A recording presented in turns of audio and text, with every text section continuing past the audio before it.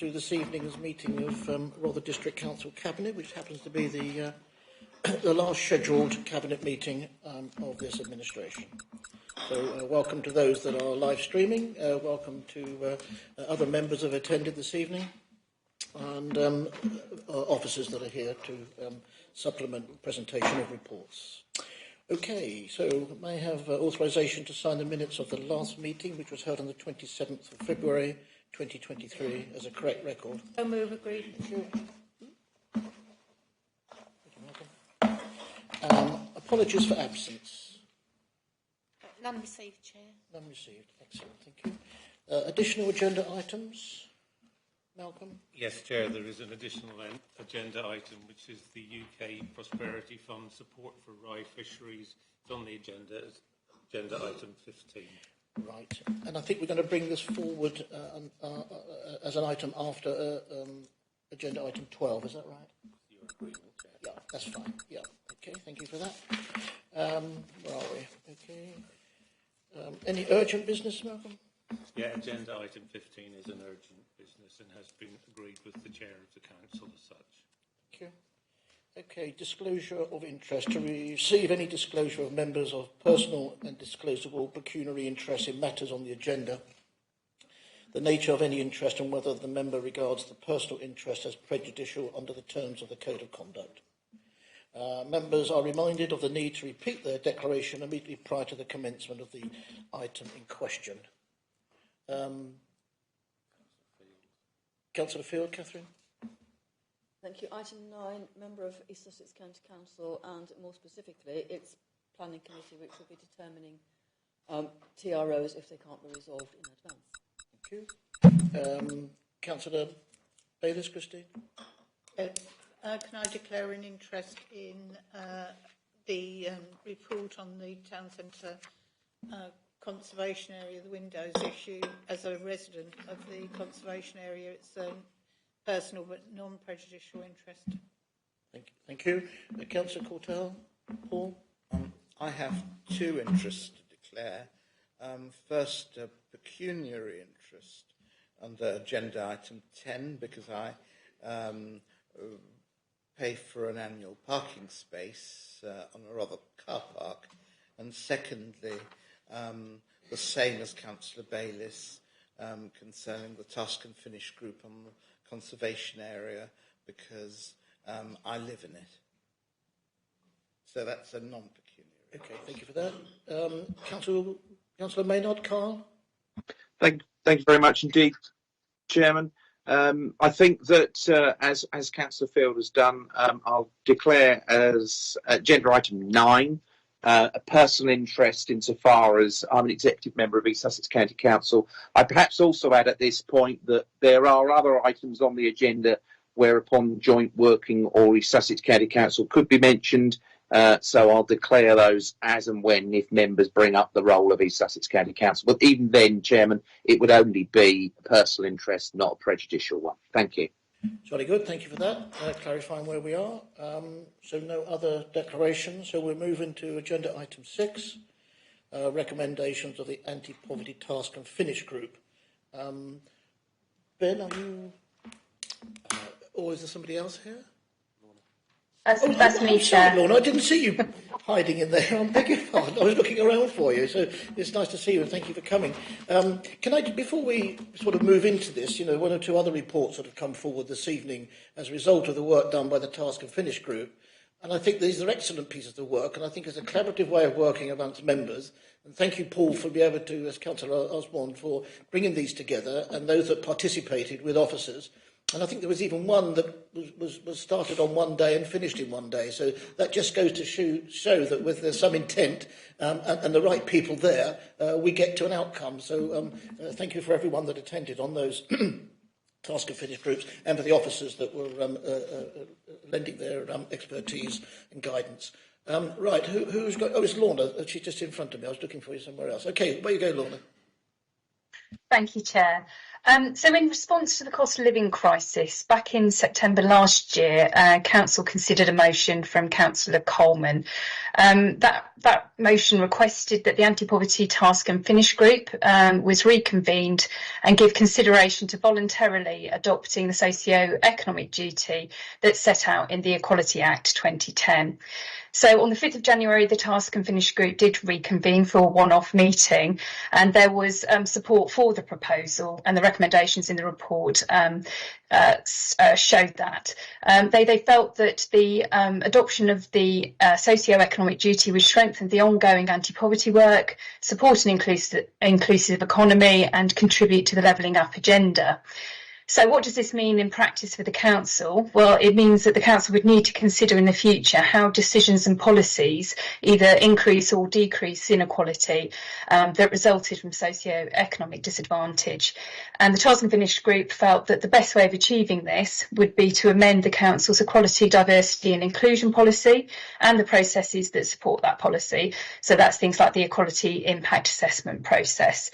They also felt that objectives around reducing socio-economic inequality should be considered in future strategies, such as the corporate plan. So the recommendation to council is that the socio-economic duty is adopted, and that when making decisions and that also relevant policies and procedures be amended to reflect the duty, and also that objectives in the new corporate plan reflect the socio-economic duty. So that's the recommendations this evening. Thank you very much, Lorna. Are there any questions from within Cabinet or members that are present here? If not, I'll ask, Councillor Cortell. Paul. I'd just like to say that I think I'm very enthusiastic about adopting the Council's socio-economic duty, and I think it'll have a great potential impact on future decisions. And will hopefully make some much more enlightened decisions in the future. And I only lament that we didn't know about this 4 years ago. Okay, thank you for that comment. Councillor Bayliss, Christine. Yes, thank you. And I think have you got a proposal? I was going to propose this. You are good. Yeah, thank you. I would like to propose this item. As Councillor Cortell has mentioned, I think it's a good step forward. It brings together, I think, the work that's the anti-poverty strategy have done. It tightens it, brings it now into a sharp focus, and means that whatever the council does, it always has to consider how those actions or what its actions will impact on deprivation and disadvantage. So I'm very happy and very proud to propose that. I have got a seconder, but perhaps I can just invite Councillor Sam Coleman to make a comment. Sam. Thank you, Chair, and thank you everyone in Cabinet for considering this. This is something that I think the Council already do in many cases, sort of subconsciously, if you like. A lot of council officers will obviously consider people in lower socioeconomic backgrounds and things, and the socioeconomic effects of policies when they're putting reports together and things. But it's about codifying that and making that clear within the council structure that whenever we're considering doing things or making changes, as well as looking at obviously protected characteristics, which are really important, also looking at how does this affect people from different socioeconomic or economic backgrounds. And it's something that in Wales and Scotland has already been adopted sort of nationally, and unfortunately the English government haven't yet decided to put that into place. But I think it's a really good sign of Rother's sort of attitude towards sort of combating poverty and alleviating poverty, that we're joining those other councils that have voluntarily adopted this to sort of make that point clear that actually it is really important to consider these factors in all that we do, because even areas that you might not think have a socio-economic effect do. And this is just a really good way of ensuring that whatever we do going forward, that is there as a measure of protection So I'm really excited to pass this through. And actually, just quickly mentioning on sort of when we're looking at sort of collaborative working and the positives of collaborative working, this is something that actually came to me via a conversation with someone from Greater Manchester. I was talking to Greater Manchester Poverty Action Group about anti-poverty measures, and they said, "Have you adopted the socio-economic duty in Rother?" And I said, "What's the socio-economic duty?" And that's where we are now. So, as Councillor Courtell said, it would have been great to know about this, several years ago, but I'm glad we know about it now, and I hope other councils in this area follow our lead. Thank you, Chair. Yep, thank you for the support of that, and I think this is all something that as a council that we adopt this sort of component parts of health and well-being for our residents and those that fall outside, the vulnerable ones. We're here by way of duty. Councillor Project, Sue. Thank you very much, and I'm very, very happy to second this and congratulate Councillor Coleman for driving it forward. I can remember the interviews and the people that were pulled together with the officers' help who gave evidence originally, and that was a really good piece of work. And it's always the devil in the detail, isn't it? We have to actually make sure that this is embedded culturally, and as Councillor Coleman says, in terms of attitude. I mean, it's interesting, we got our council tax bill recently, and it just in the small print, it says, you will be charged every 10 months. If you would like to be charged every 12 months, you have to apply to the council.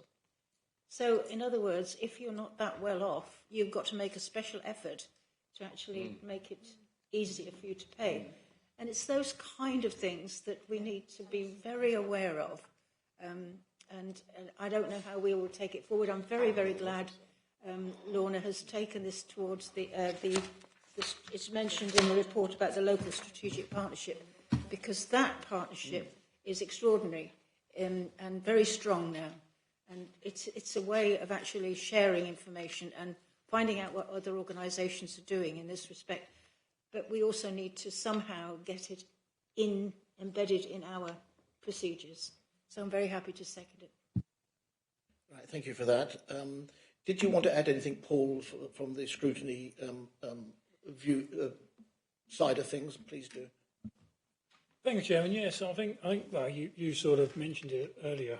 If we set up the task and finish groups and we make sure we get the right people on them, and they do the work for us, so it makes life easy when it comes back to the scrutiny committee. Because if it's done properly, the work's done, and we just say yes and pass it on to you. So I would just pay tribute to Councillor Coleman who brought it forward, chaired the task and finish group, and got it sorted out. So it's easy from our side. Thank you. Well, thank you for that. So we've had a proposer, we've had a second, and those in favour, and that's unanimous. Thank you very much indeed. Thank you, Lorna, for bringing this report together. Thank you, Sam. We move on to agenda item 7, which is the report of, again, recommendations from the Health and Wellbeing Task and Finish Group, which was chaired by Councillor Vicky Cook. Well, it's your report, Vicky. Perhaps you would like to make and present the report. Thank you for all your work you've done on this. Thank you very much. I'm not going to insult everybody by going through point by point. I'm going to assume that everybody has read this. It has been was discussed at overview and scrutiny last week, and a couple of amendments were made. Thank you to Councillor Timpey for reading it so thoroughly. She discovered that I'd called one of the actions a foundation stone and the other a pillar. But thank you very much. I see that Lisa has amended that for me. I'd like to thank all the members for their attendance and their input. So to Councillor Coleman, to Councillor Barnes, to Councillor Madeley, to Councillor, I can't read my own writing, Thomas, and to Councillor Stevens. Thank you so much for making this such an enjoyable group to lead, for your attendance and your input. We were blessed with some extremely informative presentations by councils, offices, as well as outside agencies. And from that, this report has come. The other couple of amendments that were brought up at overview and scrutiny have also been addressed. So I would just like to present this report for approval by Cabinet, please. Very much indeed. And I think you enjoyed putting this report together. Are there any comments, please, from those within the room? Councillor Timpey. Hazel? Does Paul want to? No, Cabinet. Okay, Members first. thank you. Yeah, thanks very much, Councillor Cook and everybody else who took part, because this is a really superb report. I just want to ask about the amendment in number 6. We've got the word provide again. So the way I read that is that we're going to support the parishes and towns to provide leisure facilities. Is that correct? That's what Councillor Barnes requested, yes. That was the wording he chose. Right.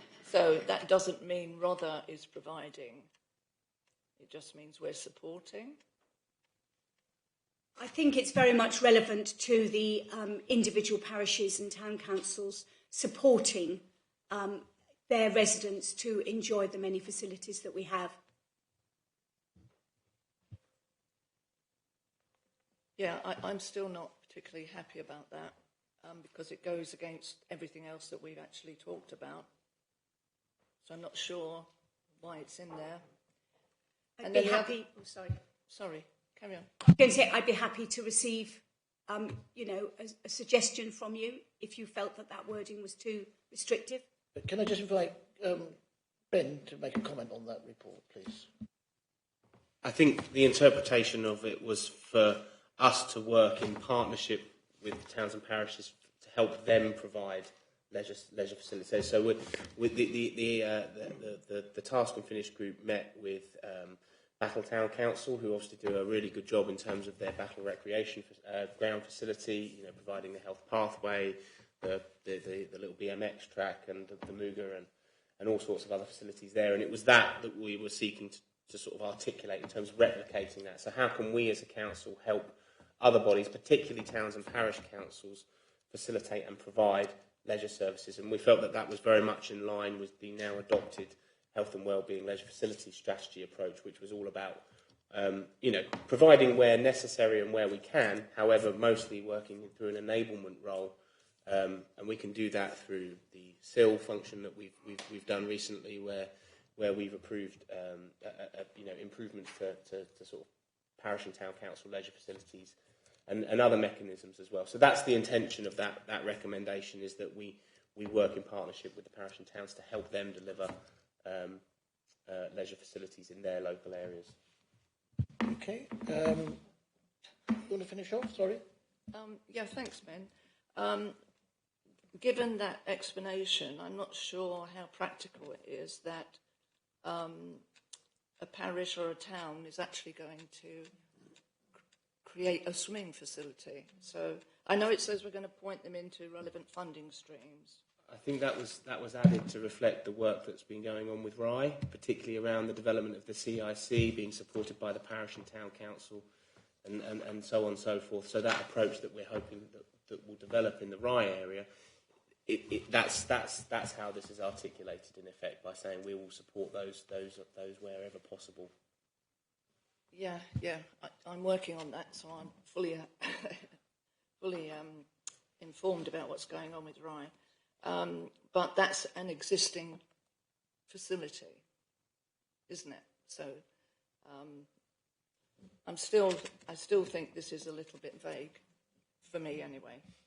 And then the other question I have, as with all Task and Finish groups, there's lots of recommendations. But what's going to happen now?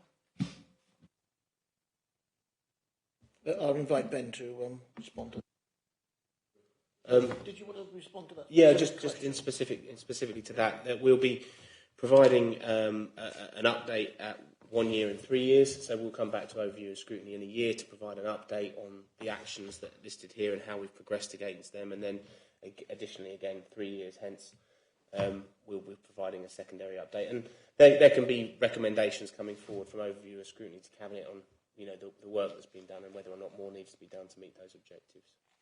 Okay. Councillor Field. Thank you, and thank you for your explanation, Mr Hook, because I had been slightly confused by the additions to that particular recommendation. And thank you for pointing out what a beacon Battle Town Council is for the facilities they have in their rec. But I would just correct you on one point, it's a pump track, it's not a BMX track. You operate your bicycle with your arms, not your pedals. Is the difference, except for the little tots on there with their scooters do neither. But it's a very, very well-used facility. And if other town and parish councils could emulate that, that'd be absolutely wonderful. My real issue, though, is with including swimming, because I think it will just raise expectations, and we know they're totally unrealistic. We know from the Rye experience, and many of us knew before when we've tried to get a swimming pool in Battle, how difficult it is. Actually, finding the funding for swimming pools isn't that difficult. Finding the revenue to continue running them is almost impossible without a dry facility to compensate, all of which you know. So I really think that putting swimming in there, spelt out like that, is very unhelpful and will raise expectations, and we're just setting ourselves up to fail. Okay, thank you for that. Jonathan, Councillor Vinal. A suggestion, maybe it should say, and work in partnership with parishes and towns to help towns and parishes provide leisure facilities, to help towns and parishes provide leisure facilities, including existing swimming facilities where appropriate. That's just a suggestion of words for people to consider. Does that go with you, Hazel? Yeah, that sounds a lot better. Thank you. Okay. So that was a subject to a change then, and that's paragraph 6 on page 9. Councillor Barnes, John Barnes. John? Yes, I would be very disappointed if you weaken this.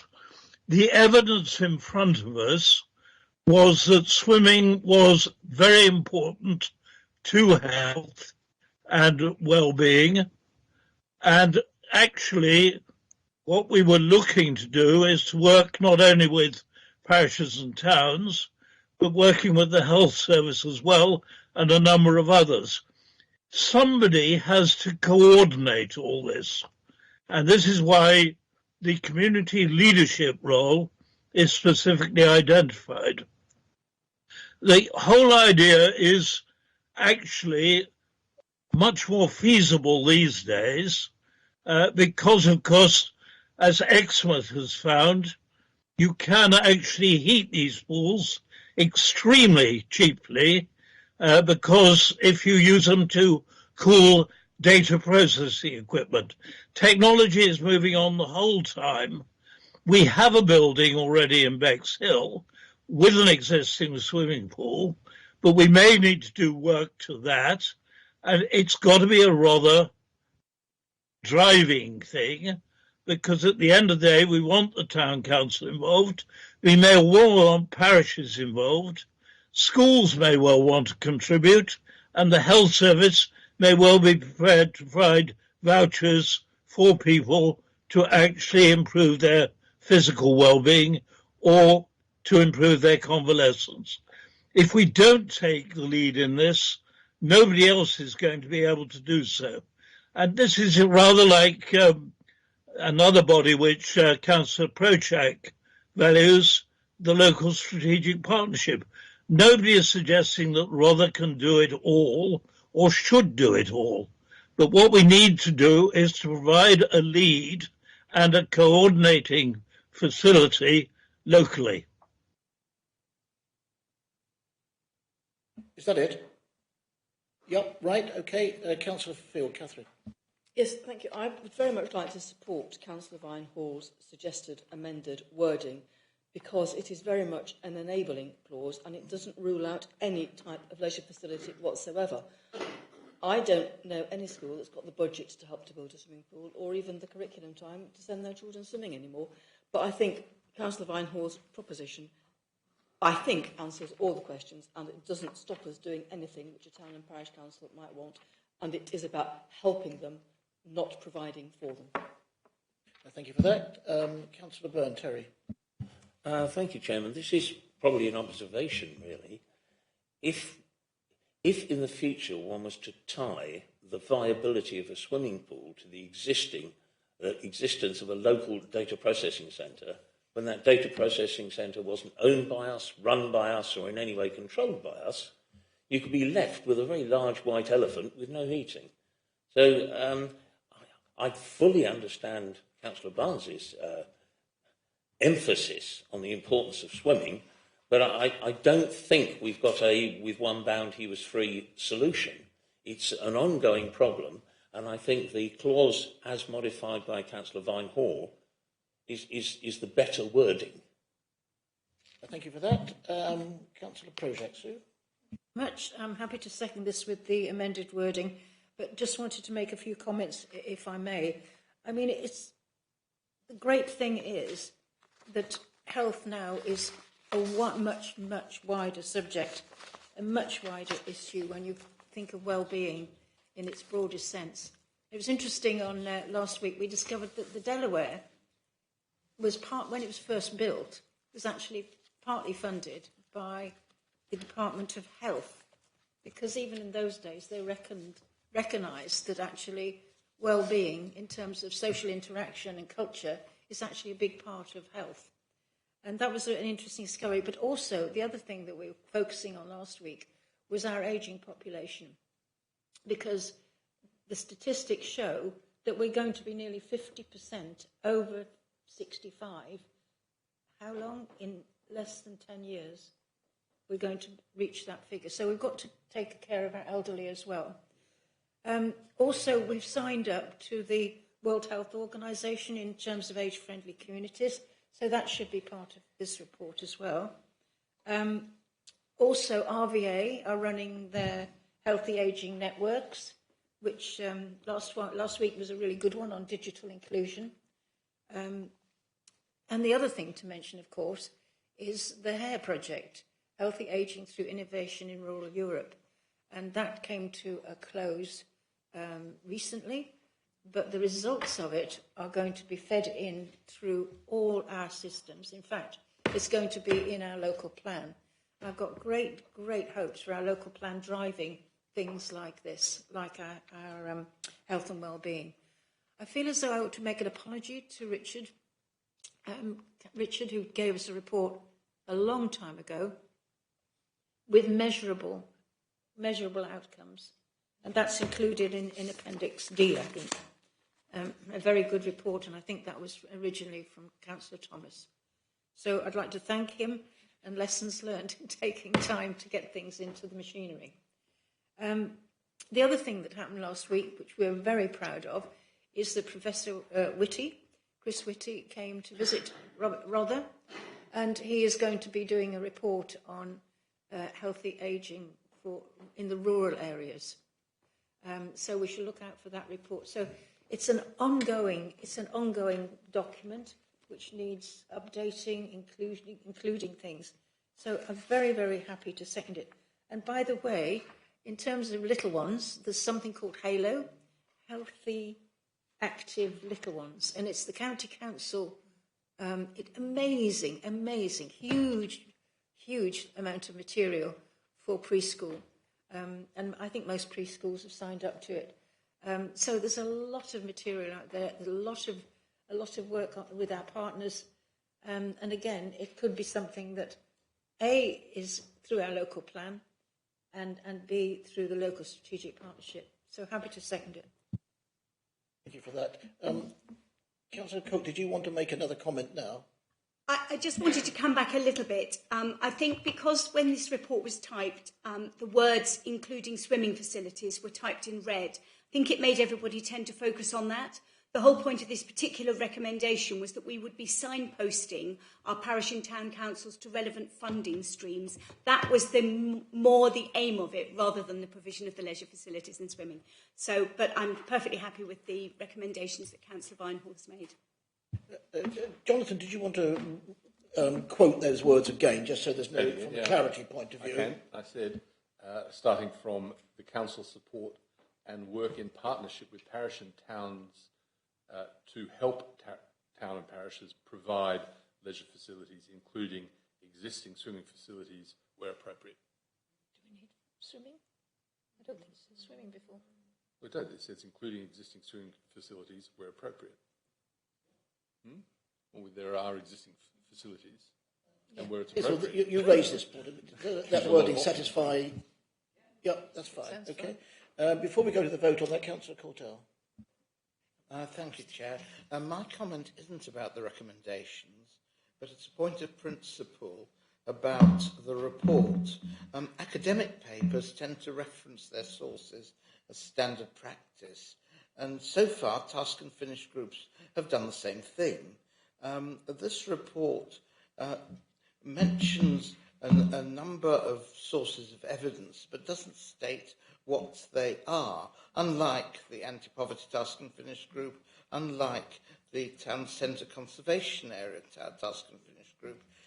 It appears that the evidence providers are anonymous and haven't been disclosed, and I wonder whether we could ensure that this doesn't become a precedent for other task and finish groups. I believe this report would have more gravitas if the sources of evidence were disclosed. Okay, well, thanks for your observations on that. I'm sure it'll be taken forward on any further reports that do come forward. Paul, Councillor Osborne, again, this was under your brief, as it were. Anything to add to the recommendation, the report or the comments? No, the scrutiny committee were very happy, and obviously Councillor Cook is sat over there, and if I say anything wrong, she'll tell me off. So I would say no. We were perfectly happy with the work that Councillor Cook had put into it. I think she said some of these there were so many recommendations because she was walking around with a pen permanently. So whatever she was doing, all of a sudden something would come into her head and she'd write it down. So that's why there's probably so many. But no, we thought it was an excellent bit of work, and we recommend it wholeheartedly. And I think that given the fact that this is going to be reviewed by scrutiny on a regular 12 monthly basis, it's going to be a live document. As with all these projects that come forward, it's going to be work in progress because things will change. Timpy? Yeah. I haven't actually proposed it yet. Just to go back to Councillor Projak's recognition of Councillor Thomas's original work. There were other councillors, Councillor Cook, Councillor Polly Gray, and me. But it was a lot of work, and it was hard work getting it into our core value. And it was an uphill battle. And I'm really pleased that this has happened now. And I'm even more thrilled to propose it with the changes. Okay, fine. And we've had a second. Those in favour? That's unanimous, and thank you very much indeed. Thank you again, Vicky. We'll let you know with another report for you to prepare. I think we jump now into 8. So this is the recommendations again of the very, very busy Task and Finish group, the Bexhill Town Centre Conservation Area. This was under Ben's wing. I believe Councillor Madeley chaired that particular meeting, and the report will be presented by initially Councillor Whitehall. Jonathan? Jeff here. Was it? I don't see these people creeping in. I do beg your pardon, Jeff. I didn't see you sort of jump in there. I didn't get a prod. Okay, sorry. Where you go then, Jeff? Thank you. Oh, thank you. That's okay. So this is the Task and Finish group that took place in one day, and I think that process did work well. It was a very focused issue, so it was considering a draft technical advice note that we'd written, and it was specifically about how to determine applications for windows in the Bexhill Town Centre Conservation Area. So how to interpret existing policy. This is very much the report of the group that I've written for them and agreed with them. We heard evidence from Bexhill Heritage, from the Chamber of Commerce, from Councillor Bayliss as a ward member, and from our heritage experts, and then spent the afternoon considering that, and the group made recommendations which are set out before you that I'll just go through. So these were firstly that we didn't publish and pursue the TAM. I think it was felt that it was divisive, and it was better that we continue to give advice on a case-by-case basis for these applications, but that the Bexhill Town Centre Conservation Area was very important and should be retained. That we should consider policies specific to the Bexhill Town Centre Conservation Area through the local plan review, because we recognised its specific character and issues compared with the other conservation areas. that looking to increase enforcement within the town centre was important in order that we do protect our shop fronts and windows. That, subject to considering the cost implications, the council consider providing free pre-application advice for these specific applications for windows and shop fronts in order to help to support applications coming forward and their sensible decision making. And finally, that funding opportunities to support improvements to the conservation area and its public realm were fully explored in collaboration with Bexhill Heritage and the Chamber of Commerce. Thank you. Thank you for that, Jeff. And my apologies, I didn't realise that you were creeping up on me. Anybody else creeping up on me tonight, Ben? No, I think everyone else is here. Right. When your head's down looking at this, I don't see you often in front there unless Malcolm prods me. So that's where we are on that. Jonathan, would you like to make any observations on this report, please?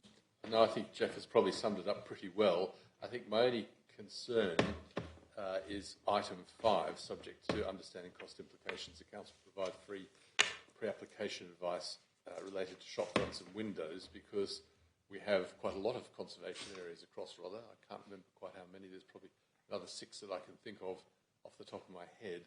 And if you start that process in one, it would be unfair not to apply it to the other ones as well. So I just have a little concern there that people might want to discuss. The listed buildings and conservation areas are dealt with through legislation as much as through planning policy. In fact, more through legislation than planning policy. So I think one has to consider that as well, that it's not, we can only do so much through policy, because if you try and challenge the legislation, you might find yourself with a few legal challenges as well.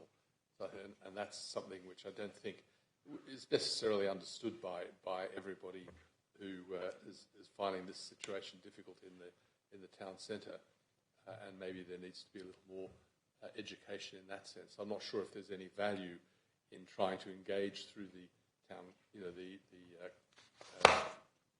BTCCA or directly to shop owners in terms of understanding what we can and can't do, but that might be something worth consideration as well. I don't know if people want to vary that fifth recommendation or not. Jeff, is there any comment you'd like to make on that sort of wording of 5? The understanding cost implications. Should it be a council can consider providing? Is there some sort of way that it doesn't necessarily mean that we would provide? Well, I mean, Ben might want to speak about this, but I think it's worth saying the reason for the recommendation, as I understood it, was because there have been specific issues of people changing windows to ones that aren't suitable without seeking permission, and there seems to be some confusion about what the rules and legislation and policy is, and that isn't something that's applied to the conservation areas in the Old Town, in Battle, in Rye, because probably they haven't changed as much over time as probably Bexhill's has, which is why it was felt that something needed to be done in order to encourage the right actions and the right decisions, and that's where all these recommendations came from. So that's why it was very specific to this conservation area. Okay. Is there a suggestion that wording to be amended in some way? I didn't want to comment on that because ultimately he's responsible for the finances of that department, and it would whether it will bring on claims from other conservation areas or not, I'm not sure. Thank you, Councillor and Chairman. Thank you. I mean, my position on it is I do actually agree with you, Councillor Vinehall, that I think that it could create an inequity between areas, people who are living in, say, Robertsbridge Conservation Area versus those who are living in the town centre. I think by keeping it the way it is, what it might allow us to do is do a bit of a project around that combines both enforcement and advice. So what I've sort of having seen these recommendations, thought the best approach might be if we are looking to increase enforcement in the town centre conservation area through a specific period in which we focus on it, then it might be that throughout that small period of time maybe a year or so, we could provide free advice in terms of those applicants against whom we're looking to enforce. And so it would, I think if we are to implement it, it would have to be quite a narrow banding. I do worry that a free-for-all in terms of just the town centre conservation area for Bexhill would lead to an inequity between that and other conservation areas, not to mention the fact that we have a vast area of AOMB, which again would require specific advice as well. So I think if we were to do it, it would be quite a narrow implementation around a specific project which included both enforcement and advice at the same time. I don't know if that helps. Well, I'm not sure it does help, but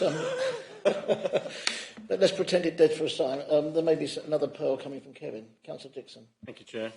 I don't think that places like Battle are also perfect either, but we have seen some common sense in decisions made in Battle. There was one recently in the High Street where an application was made to change all of the windows from old Crickle-style metal windows to PVC.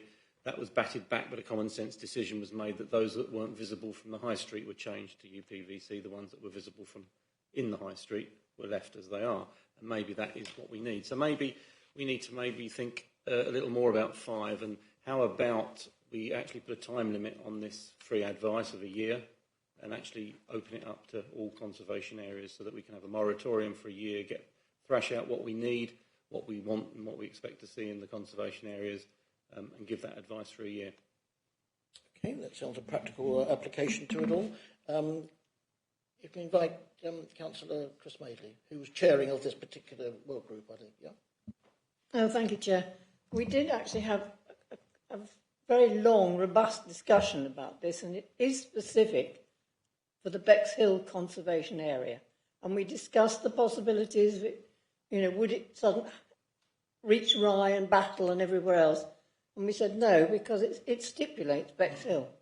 And I feel that it's quite sound as it sounds. Thank you. Okay, thank you for that. Councillor Paul Osborne. Paul? Thank you, Chairman. Yeah, I was going to say yield to Councillor Madeley because she chaired the meeting, but that is basically what we heard on scrutiny was that when this first came up to us back in probably November, maybe October of last year, just to sort of look at the technical advice note, it looked like a bit of an awkward one, if you know what I mean. So we thought we'd set up a task force and let someone else deal with it, which we did in a day.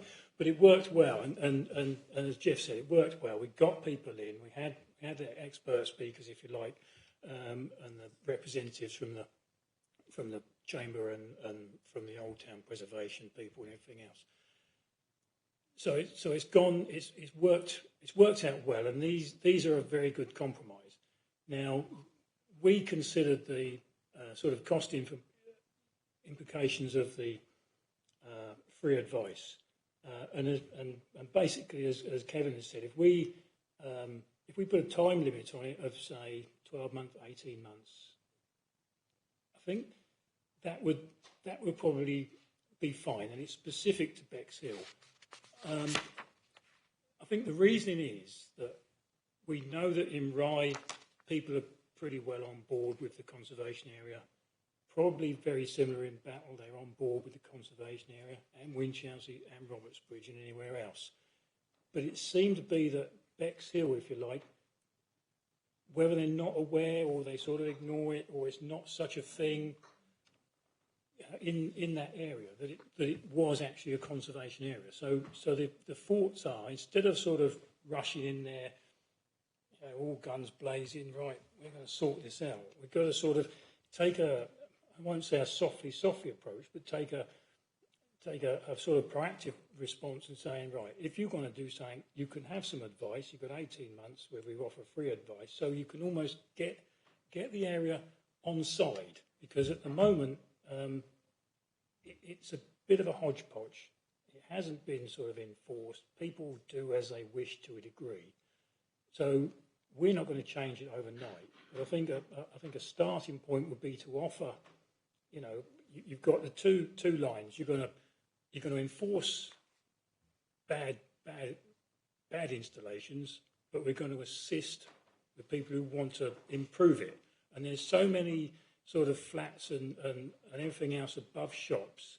And I walked around it with the county councillor before the meeting back in October, I think it was, and well, maybe a bit earlier.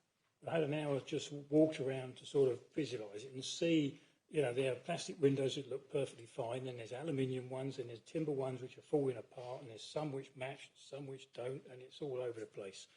So you're not going to change it overnight. You're not going to change it in probably 10 years. But I think if the word gets out that when you do something, there is a document to work to, then I think it can only be an improvement.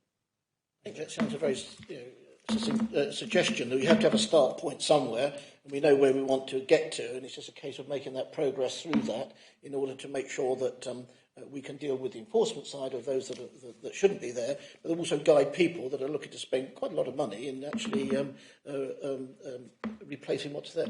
Malcolm's had a light bulb moment, Malcolm. That's probably overstating it somewhat, but I mean, I do understand the concerns that have been raised about, you know, the cost implications, and you know, I would stress it is subject to understanding those, so there is some work to be done.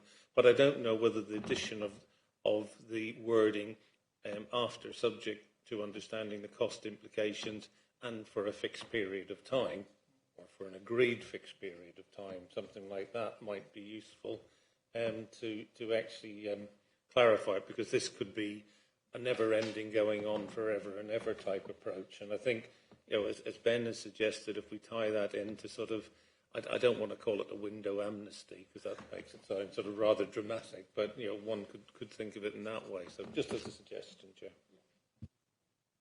Well, have you got a view on that? Look, I think all those suggestions are good ones. I mean, we want to promote the town centre, and not we don't want to be enforcing and being seen as somehow punitive in our approach. But ultimately, somebody has to decide whether they want the conservation area to be a conservation area, because the more you make those changes, the less of a conservation area you have.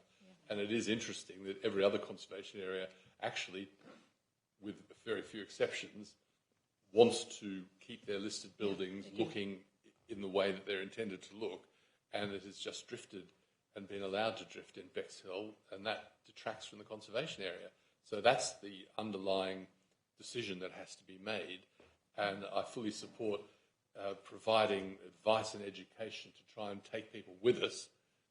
Unfortunately, there's a lot of people who don't want to be taken with us, because that's why the situation that's occurred has occurred.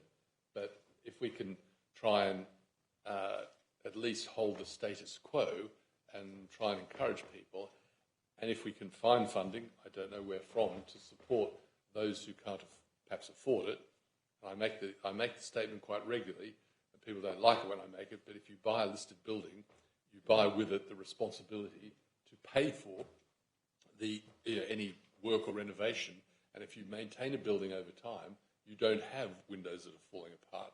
And if you read the technical advice notes from English Heritage, they will tell you that actually most of the heat loss in those buildings doesn't in fact come through the glass. It comes through the gaps in the windows and the sashes, which can all be addressed in a whole range of ways. So you can actually achieve better energy performance with old buildings through a whole range of other techniques, not just double glazing. And I think that's an important point, which was very well detailed, actually, funnily enough, in that technical advice note at the back. So I support all of those things. Add in the time limit. I think it helps. But at the end of the day, decide whether you want a conservation area there or not, because if you let it deteriorate further by adding in modern replacements and not using some of those other techniques which were well described, then you won't really have a conservation area. But I'm happy to move the report, with that amendment. Okay.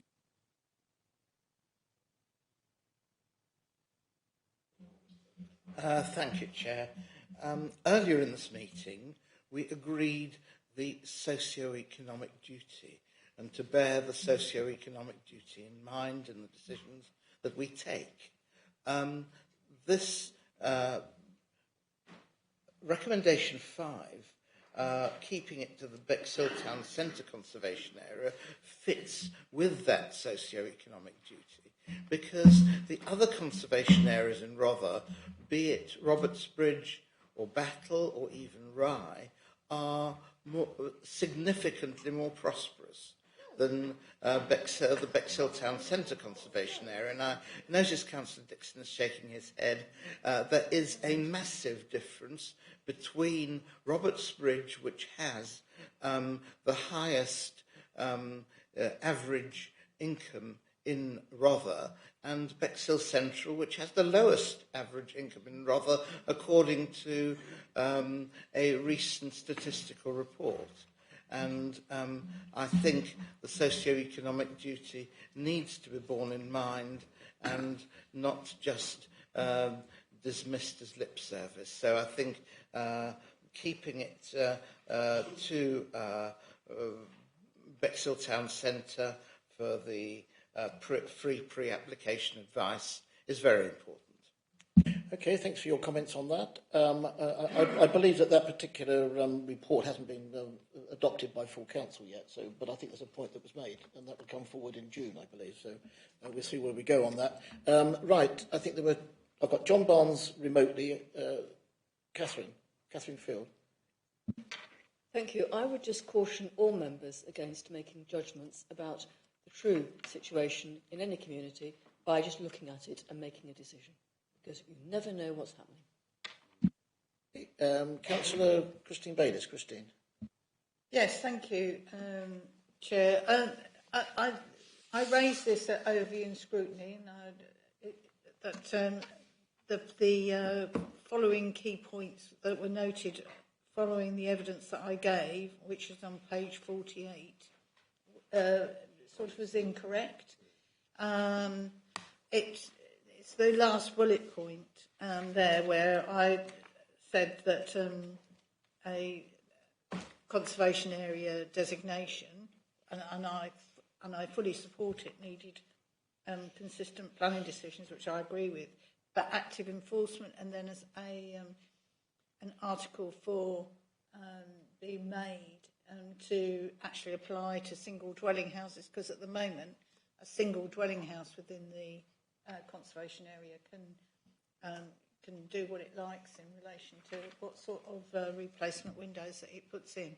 And I'd just like to say that actually I was making the point that if we were really serious about the conservation area, then we would have taken enforcement action very seriously.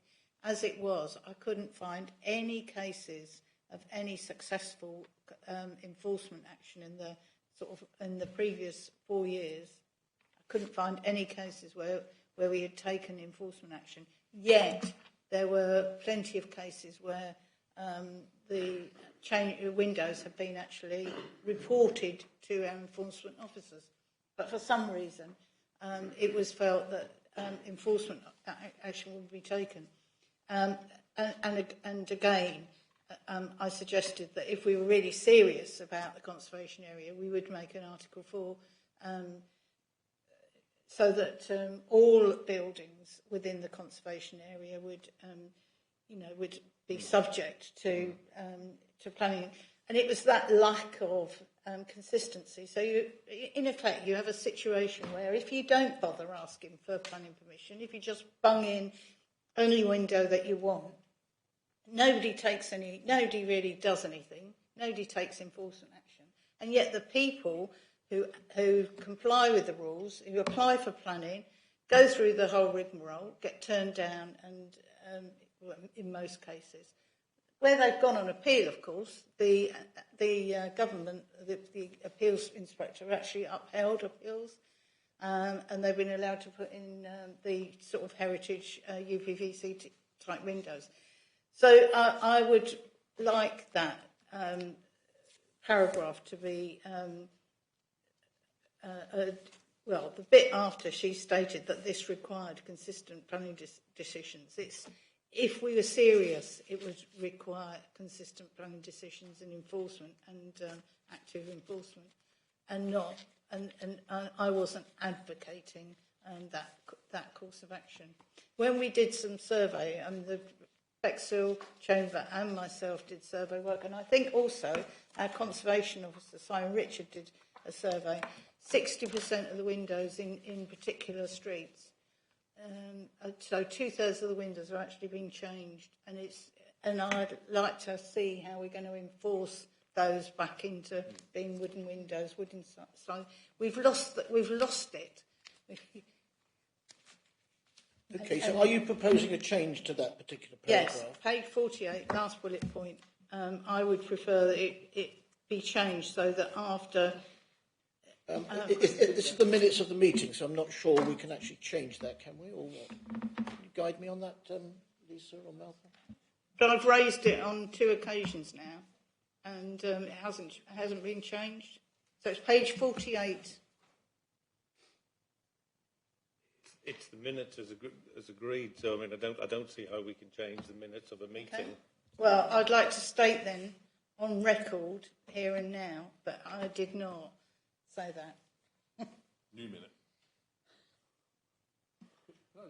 I'll allow Jonathan to make a comment. Thank you. Yeah, well, just one comment. I wondered if Jeff might want to comment on how we might propose through policy deal with the situation where we have 60% of properties in some of those streets with PVC windows that haven't been enforced, where that might take us going forward. I'm not sure if you'll be able to answer it, but if you could try, that would be good. Can you try and answer that, Jeff? Well, yeah, I don't think anyone's saying that we can enforce to change all those windows back to timber. Some of them are very historic, and when the conservation area appraisal was written back in the early 2000s, it recognised that there had been quite a lot of change to windows in the conservation area, but that over time they could change back. I think Councillor Osborne explained this quite well. You know, when you've got an opportunity to consider replacement windows, they should be at least as good, i.e. preserve, or better, enhance. So if you work well within the legislation, over time you can improve the conservation area. In relation to those streets where there are single dwelling houses, as Councillor Bailey said, unless we have an Article 4 to take away permitted development rights, then those household owners can change them anyway. I think the view of the group, which was discussed this, was that those areas have changed too much to now have an Article 4, which could only deal with further changes, not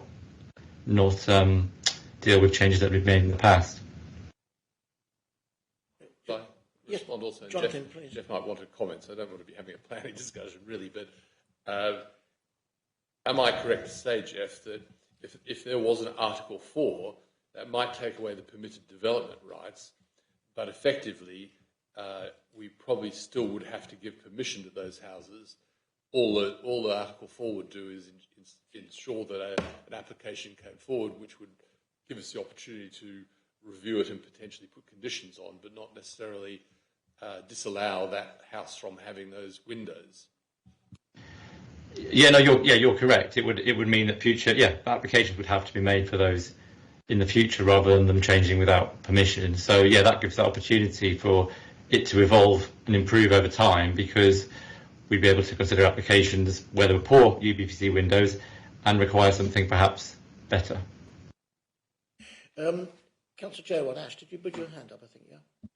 Yes, thank you. Yeah, just going back to point number 5 around the free advice. I think, upskill and education is probably the way forward, especially specific to Bexhill.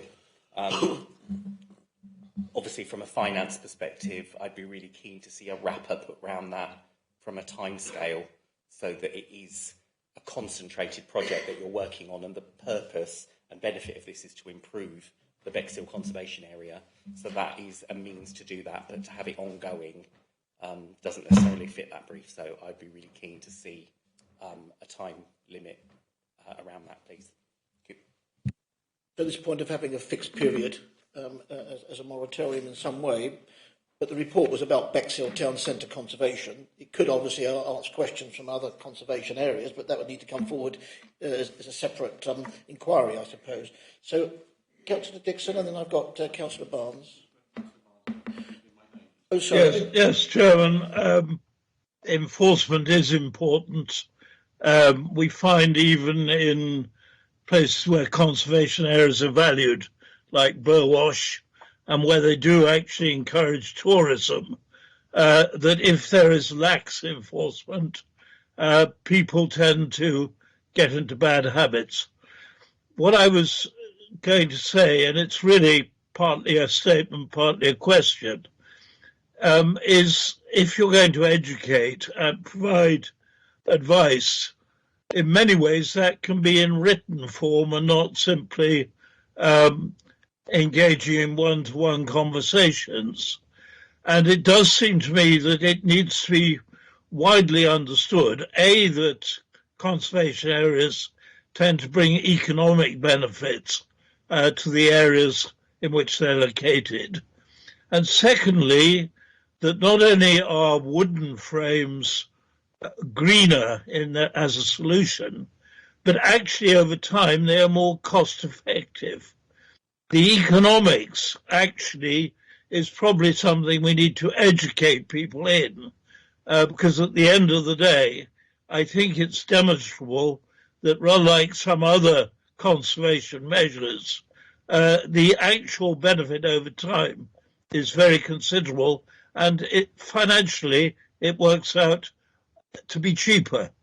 And that actually is not well understood, and we need to make sure it is. Thank you. Thank you very much, John. Kevin, Councillor Dixon. Thank you, Chair. I've been sitting here not wanting to get involved, but I'm afraid I can't let Councillor Cortell's nonsense be unanswered. I think it's very important to point out that it's very much the building owners who will have to pay for windows and such like. So the relevance of poverty in Bexhill Central is quite irrelevant. In fact, if most people, I'm sure that's probably right, I hesitate to say without figures in front of me that I would suggest there's a high proportion of people in Bexhill Central that are in rented accommodation. It is therefore the landlords who are going to have to pay and not the residents. And I think that is very, very important. It's very, very important that the people who own the buildings who's responsible. And going to the recommendations, Chair, I note that number 4 says that enforcement should be increased, which I support. However, if we're going to enforce something more, surely we should inform people more as well. And what's missing from these recommendations is some sort of information campaign that we promote the existence of the conservation area. We actually tell people where it is, and equally we tell people what their responsibilities are if they own a property within the conservation area. So I would like to see added to this that we improve information and actually have an information campaign, because otherwise we're going to pass all this and tomorrow someone is going to change their windows and carry on as normal. Yes, I think if we can sort of wrap this up, I think we've had enough conversations. Thank you, Paul. We can wrap this up with the amendments and then we can move on. Just so the final, so the amendment suggested, I think Malcolm suggested some wording there which can be picked up, and not the suggestion I've had passed to me is on item 2, recommendation to be retained and promoted to reflect Councillor Dixon's suggestion. Yeah, and it's a sensitive discussion, and I propose all of that, so I'm not sure who's seconding that.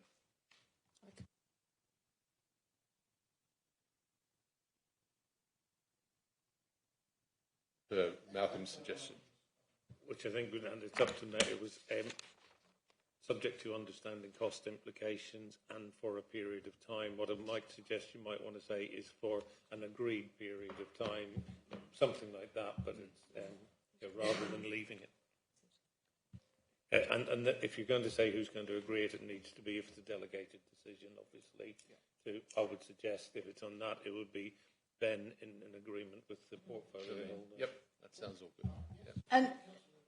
And can we please note that I dispute the minutes of the meeting. I wasn't involved in agreeing those minutes. So how could I have challenged them at the time? I've challenged them on each occasion they've been brought back to. That'll be mentioned in the minutes. Yeah. Okay. Right.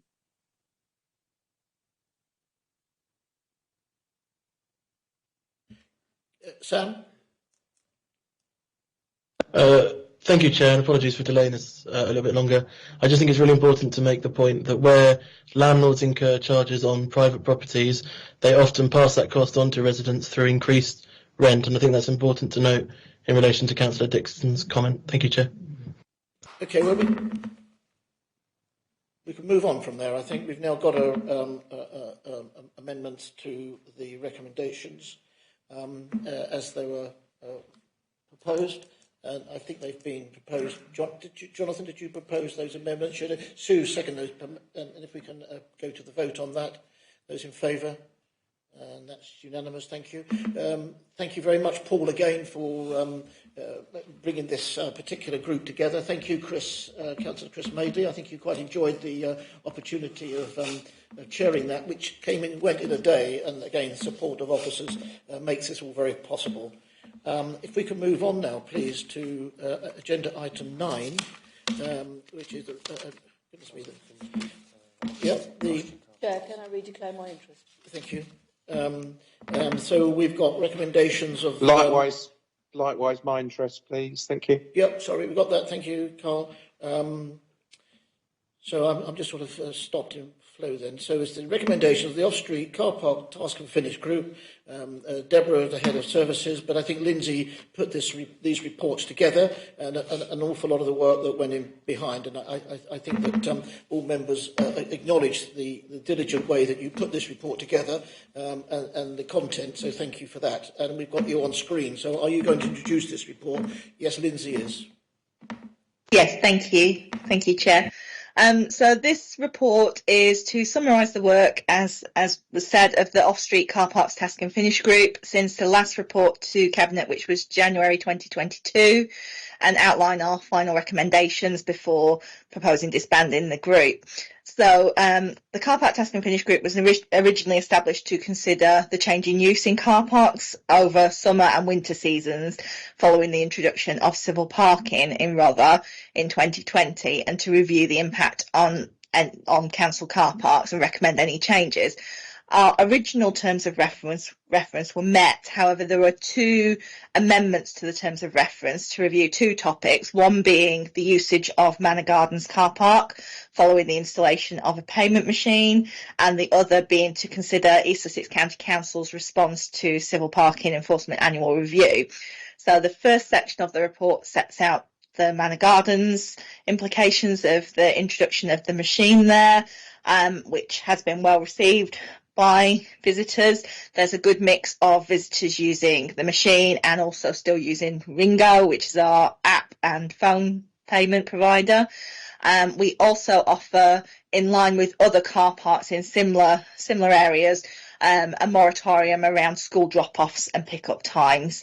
And we have worked with the local doctor's surgery to provide free parking for half an hour for those attending flu clinics. So the recommendations of the Task and Finish Group are that the machine's working well and for it to remain in situ. The second part of the report was East Sussex County Council's annual review of civil parking enforcement, and generally this was well received. There are a few changes recommended by the group, and a letter was drafted by Deborah, which was attached in the appendix to the report in response to the changes that East Sussex were proposing and raising our concerns. East Sussex County Council has now started their formal public consultation in February, and unless any major objections are received, the proposed amendments will be implemented by East Sussex County Council over the course of this year. So in conclusion, we feel that the Task and Finish Group has now met the terms of reference and therefore is in a position to be disbanded. Yeah, thank you for that, Lindsay. Very concise, and the content of it's here. Are there any comments, Councillor Field? Yes, thank you. just wanted to say an enormous vote of thanks to the Task and Finish group for doing this. I have been on similar on previous councils, and I can tell you all it's incredibly hard, detailed and complex work. So I'm really pleased that they've done this, and I'm really pleased for your sakes you're going to be disbanded, because I think you've done your bit. If the responses to CPE don't work and we're still not happy with them, it isn't the end of the road, because this is an annual review, and the whole system of CPE actually is tweaked annually, and it evolves to make sure that it fulfils the needs of communities. And I have no hesitation in supporting Deborah Keneally's letter. And with that, I'd like to move the report. Thank you. Thank you very much indeed. Anyone like to second the report? Councillor Dixon. So who led this task force? Did you lead it, Paul? No, I didn't lead this one. I was on this one. Councillor Cook led this one. You've heard a lot from Councillor Cook this evening. But no, we. I would say pay tribute to Lindsay for the work she's put in, and Deborah on this one. We've been sort of at it for years almost, if you like. But yeah, this final bit just sort of tidies it up, the last few bits, and no, it was a really good group to work on, and the outcome is good. So it's all good. Excellent. Thank you for that, Paul, and thank you again, Councillor Vicky Cook. Deborah, did you want to make any comments at all, please? No, thank you, Chair. I'm happy with that. Thank you. Very good. Okay, so I think we've had it moved, we've had it second, a vote on this report. Thank you. That's unanimous. Thank you again, Lindsay. So we can move on. So the next report is car park permits and Camber Sands. Again, this is Catherine's report. But I think, Lindsay, you would have been involved with this as well. So that's correct. Yes, okay, we're moving on. Okay. Okay. So this report... Second, someone's going to leave the room, I think. Peculiar interest in Okay. the room. Okay, very good. You won't forget you're out there, Paul.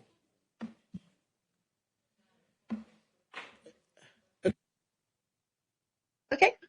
This report is following up from our annual Neighbourhood Services Fees and Charges report, which came to Cabinet late last year and sets out the fees and charges for neighbourhood services from the 1st of April, generally each year. At that time, councillors felt that we needed to reassess two areas, one being permit charges and the permit offer across the district, including length of permits and method of permit delivery, and the other being Camber car park tariffs. So the first section of the report looks at permit options. Now, we offer a number of different permit types across the district, and we looked at different delivery mechanisms for those. At the moment, we use a very low-tech paper permit system, which is not the most efficient system and leads to all sorts of issues. We looked at using our existing parking machines to pay for permits, and we looked at using an online system. Ultimately, we would like to recommend that we have delegated authority to the Director for Place and Climate Change to look at procuring a parking permit online system, because that will give us the flexibility to deal with all of our permit types under one system, whereas using our pay and display machines would only give us the option to look at one permit type, which is our nominated permits, which only actually accounts for about 20% of our permits. The other section within that is our concessionary permits, which are currently offered to members of the public in receipt of certain disability benefits, being registered blind, in receipt of a war pension, or in receipt of higher rate mobility component of personal independence payment. And those members of the public are able to apply for a permit with Rother to park in our car parks in any space for free. So we are proposing introduction of a charge for those concessionary permits of £20, and the permit at the moment lasts for up to 3 years, which is the duration of the blue badge or the benefit renewal, whichever whichever comes first.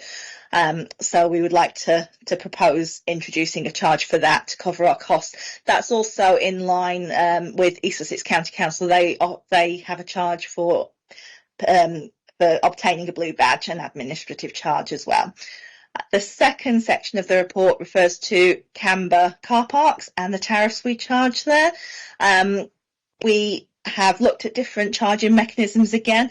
There is a maximum that we can charge for the car parks before we start to push people into antisocial parking on street, because the on street fines, which are set at a national level, are currently £35 if paid within 14 days. So we propose a mixed approach, and this is something that we've discussed with a group of councillors already, and councillors that we spoke to were in favour of a flat fee at Camber Central Car Park, which is the one that has direct access onto the beach, has cafes and other retail units around it. We recommend a flat fee of £30 per day, reducing to £15 if they arrive after 3 p.m. To encourage those who want to come and go through the day to not clog up the village and add to the congestion, we are recommending in keeping tariffs at Camber Western Car Park, although slightly amending those tariffs to make them slightly higher than they are at present. So it's that's the basis of the report. So we would like delegated authority to be able to move forward with those elements. Yeah, I thought that the sort of ad hoc committee that was formed with this was a lot of expertise, and I think it took one meeting and then you drafted this report which seemed to cover all the contentious or, shall we say, the lumpy bits in it that we weren't sure about. So, again, well done indeed for that. If I could just invite members to make any comments. Councillor Christine Bayliss.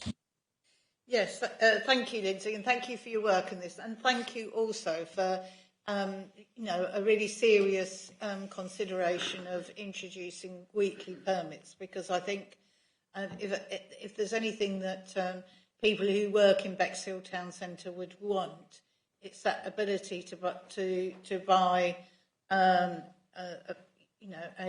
weekly permit, and I think that will help certainly with filling up Wainwright Road car park, even though we spent a lot of money on making it more friendly with new lighting and new pathways. It's still not being used as well as it could be.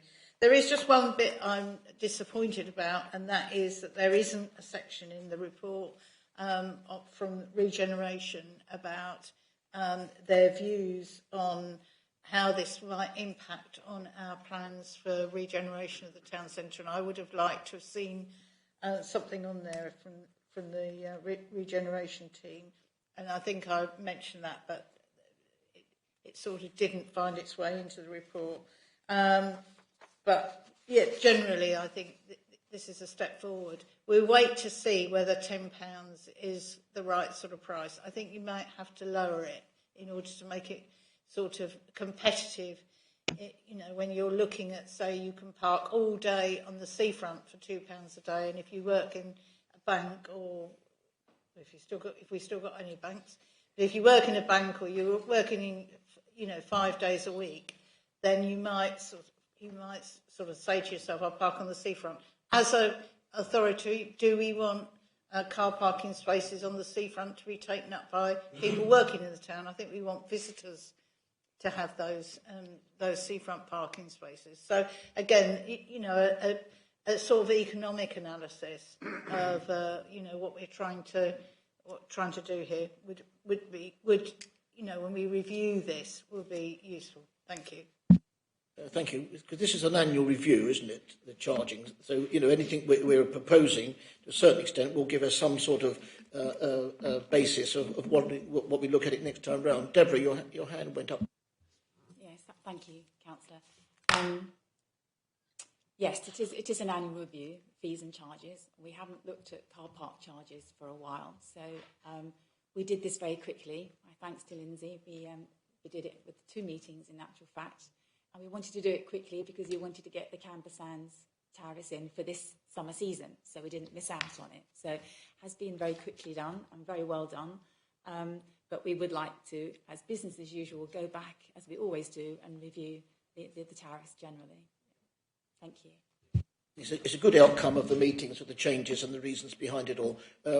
Councillor Paul Osborne. Paul? Thank you, Chairman. As the ward member in Eastern Rother, including Canberra, I won't say I'm a fan of day trippers because they clog the place up and probably add very little to the sort of ambience, if you like. My only concern would be the central car park at a flat fee of 30 quid.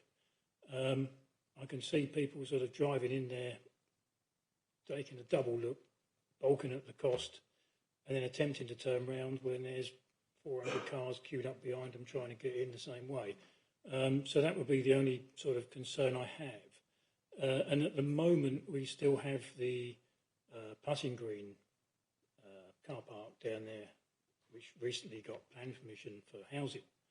But that car park will stay in place for this season. What is the proposal for that car park? Are we going to do a flat fee on that? Because are you going to drive past one to get to another one, to drive in there to think 30 quid, I'm not paying that, try and turn around and try and go back to the other one with a paying display machine and cause a whole lot of world of pain. Thank you for that point, Paul. Remind me, what did we decide about that, Lindsay? I think given the proximity of that car park to Canberra Central, that yes, that should also go along with the same fee. It's closer to Canberra Central than it is to Canberra Western, so it should be the same as Canberra Central in terms of the fee. Okay, Deborah, did you want to make a comment on that? Yes, thank you. And yes, absolutely right, Councillor Osborne. We have considered how we can stop traffic going down there who don't want to pay all day. And we did consider signage, and we will be looking into that to try and reduce that congestion and stop that happening. Absolutely critical, I think, to the success of that. Thank you. Okay, thank you for raising that point, Paul. Councillor Andrew Mear. Andrew?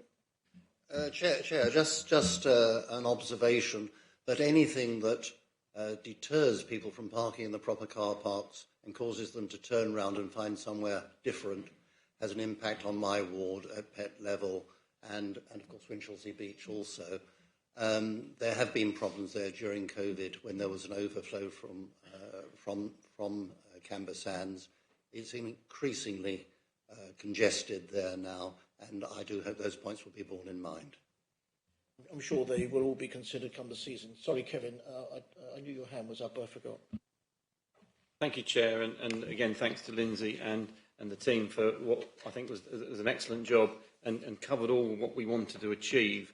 And what we want to achieve is more income from Canberra Sands, because it's not fair at the moment that the residents of Rother are subsidising the activities at Canberra, which are generally used by people who don't live in Rother.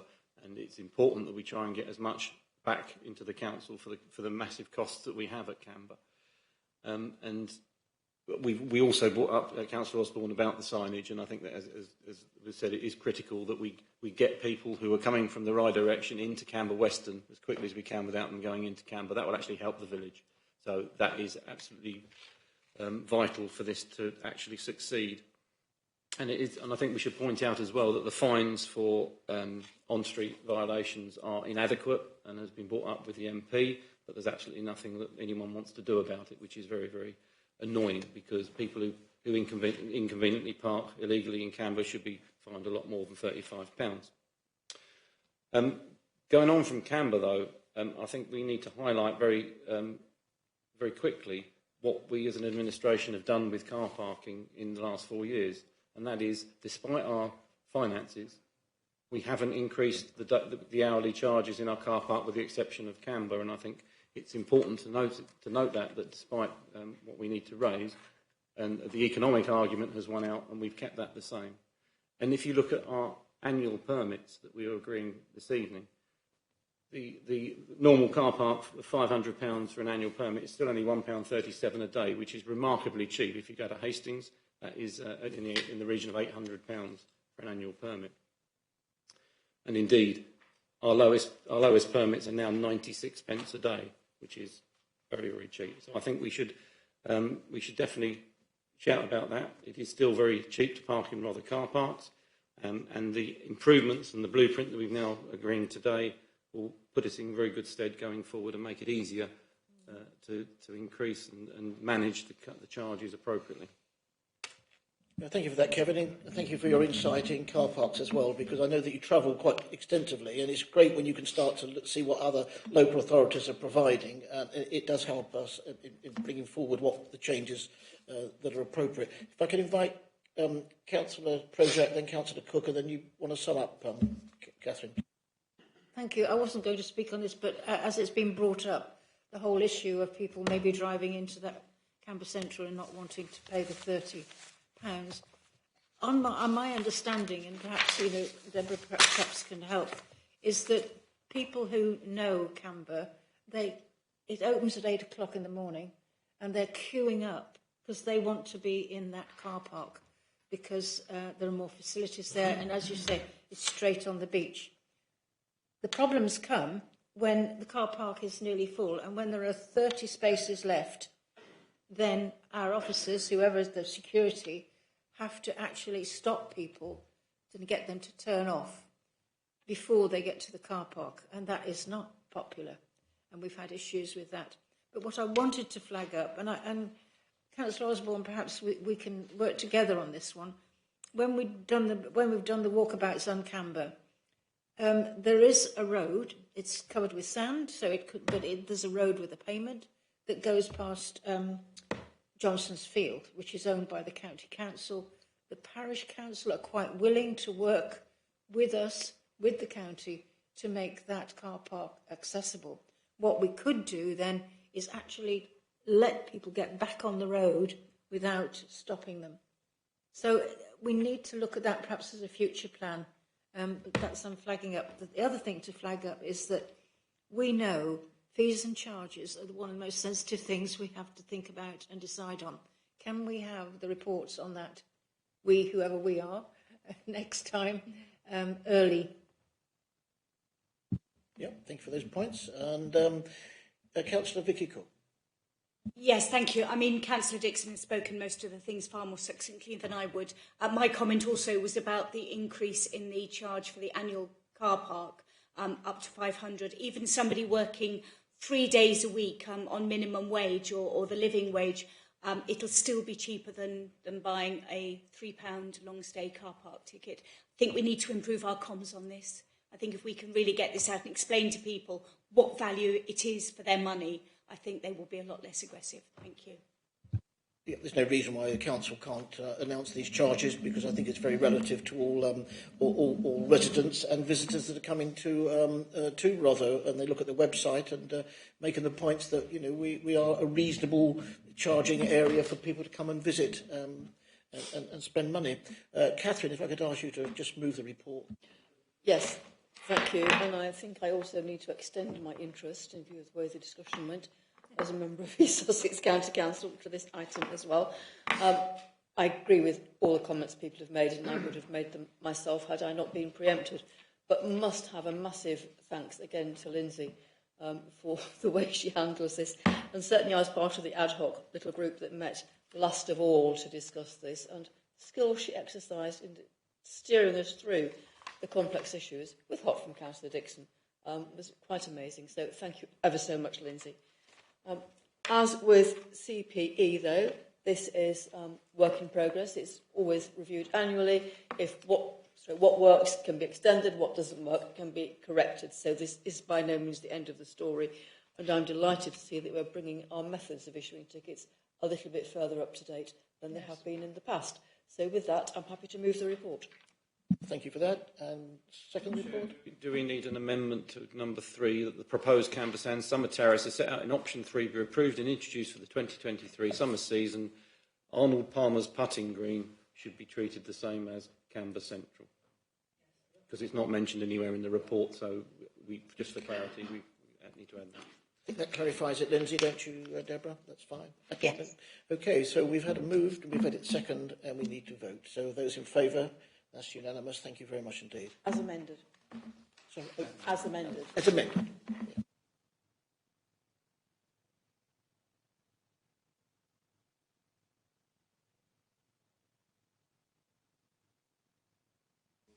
Yeah, Lindsay's gone. Thank you very much, Lindsay. I wasn't sure whether she was having another. Okay, so item 11. This is the Changing Places toilets for Pembrokeshire Community Centre and Canberra Central toilets. So, are you reporting this, Deborah? I am indeed, Chair. Thank you. Because Lindsay's gone home, so you'll have to. Thank you. Yes, this report is all about the toilets refurbishment at Canberra Sands. And I think I'm right in saying that the refurbishment of Canberra Sands visitors' facilities and toilets was first arose some time ago as part of the Invest to Save initiative. And the proposal at the time was to consider refurbishing the toilets and then possibly introducing charges for their use to contribute to the running costs. So since then, RDC officers have successfully applied for the Department of Levelling Up, Housing and Communities funding for 2 Changing Places toilets in Rother District, totalling just over 121,000. And this report is seeking approval for accepting the funding and for the funding to be added to the capital programme. And then developing on the new Changing Places toilet facility at Canberra Sands Central Car Park, officers were successful in gaining community infrastructure levy funding to the value of just under $1,943,000 or so to refurbish and improve the adjacent visitors' toilets and coastal facilities in the car park. And this report is seeking approval to have this funding added to the capital programme also. And the relevant applications for these fundings are attached as appendices 1, 2, 4 and 5 of this report. In addition, officers are seeking approval for funds to be used from the Repairs and Renewals Reserve of up to £100,000 in order to facilitate commencement of these projects as soon as possible to meet funding delivery deadlines. This spend will be capitalised once the capital scheme is approved by the Council, so there will be no longer term impact on the reserve balance. And the project milestones are set out in Appendix 3 of this report. Paragraph 4 of this report sets out details of the Canberra Sands Central Car Park Facilities project. This project, subject to planning permission, will refurbish and extend the main tourist infrastructure at Canberra Sands Central Car Park that befits a popular national destination. The works include an enhanced spatial efficiency for the facilities, increasing the effectiveness of partner organisations who coordinate the yearly summer visitor safety activities. The existing toilet facilities will be modernised, allowing for better ease of use and maintenance, with key sustainability upgrades to all units, and including an additional 45 toilets and the new Changing Places facility. The works will include investigation into pay on entry systems for the toilets, the addition of 2 retail kiosks, potentially selling items such as refreshments and tourist souvenirs for year-round revenue generation, and out-of-season community infrastructure for hire. These proposals will provide sustainable infrastructure for the foreseeable future. The District of Rother currently has no Changing Places facilities, and this recent round of funding is particularly welcome as it does not require much funding to be in place and also allows for building construction. Paragraphs 6 through to 10 set out the detail of what a Changing Places toilet facility provides in enabling anyone, regardless of their disability, to go to the shops, attend hospital appointments, enjoy community life, socialise and travel. All the things that most of us take for granted every day. It is a requirement of the funding that these facilities should be provided in addition to standard accessible toilets and existing disabled toilets. And research by the charitable organisations concerned demonstrate these facilities are much in demand for beach destinations such as Canberra Sands. Paragraphs 11 to 14 of this report provides details of the proposed Changing Places toilet at Canberra Sands, and paragraphs 15 to 18 provides detail of a similar facility to be provided at Pebsham Community Centre in Bexhill. Due to the deadline of 31st of March 2024, prescribed by the Department of Levelling Up, Housing and Communities Funding, the next stage towards planning will need to start immediately, hence the request for funding from Repairs and Renewals Reserve. So in conclusion, Changing Places toilet facilities offer significant accessibility improvements to many people within our community. These facilities are particularly desirable in outdoor destinations and community hubs such as Pebsham Community Centre. And the addition of a Changing Places toilet facility at Camber Sands has opened up the opportunity to improve the visitor experience as a whole in the car park by developing a potential year-round revenue stream, providing sustainable infrastructure for the foreseeable future and out-of-season community space for hire. Thank you, Chair. Yes, thank you, Deborah. I think this has come forward as a very sort of exciting sort of project. It's great that when we can go and get external funding.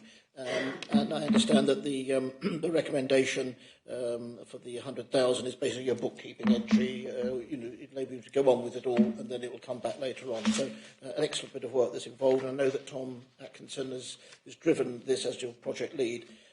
Any questions? If you want to, Jonathan first, please. Well, my question was actually around 100,000, and so what you're asking is this is paid as an advance, if you like. Is that right?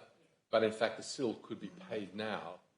I think it's probably been approved. I suspect Malcolm sent those letters out. I don't know, yes, for others, and it can be paid up front in instalments, as you have in paragraph 25. And I'm not sure why you wouldn't just do that. Okay, Ben. Because Cabinet doesn't have the authority to escalate something to the capital programme, that's reserved for Council. So that's why that capital funding, we're going to revenue fund it to begin with. We can then capitalise that once it's been approved as part of the capital programme. So as the leader said, it's a bit of an accounting exercise, but effectively it's working within powers delegated to Cabinet. Oh, that's good. I mean, I should say, and I think all the members of the SIL panel are here, that it was a very large approval, and one that wouldn't. This is a project that actually probably couldn't go forward without the structure of the SIL that we have. And I think everyone was very pleased. It actually was sent back initially and asked to come forward again because it needed to be refined, so it didn't go through in any sort of automatic, pass through of the hands. It went away. They had to go away, work on it again, and bring it back in a more detailed format. So. I think everyone was very pleased about that. Thank you. Thank you, Jonathan. Hazel, Councillor Timpey. Yeah, thank you.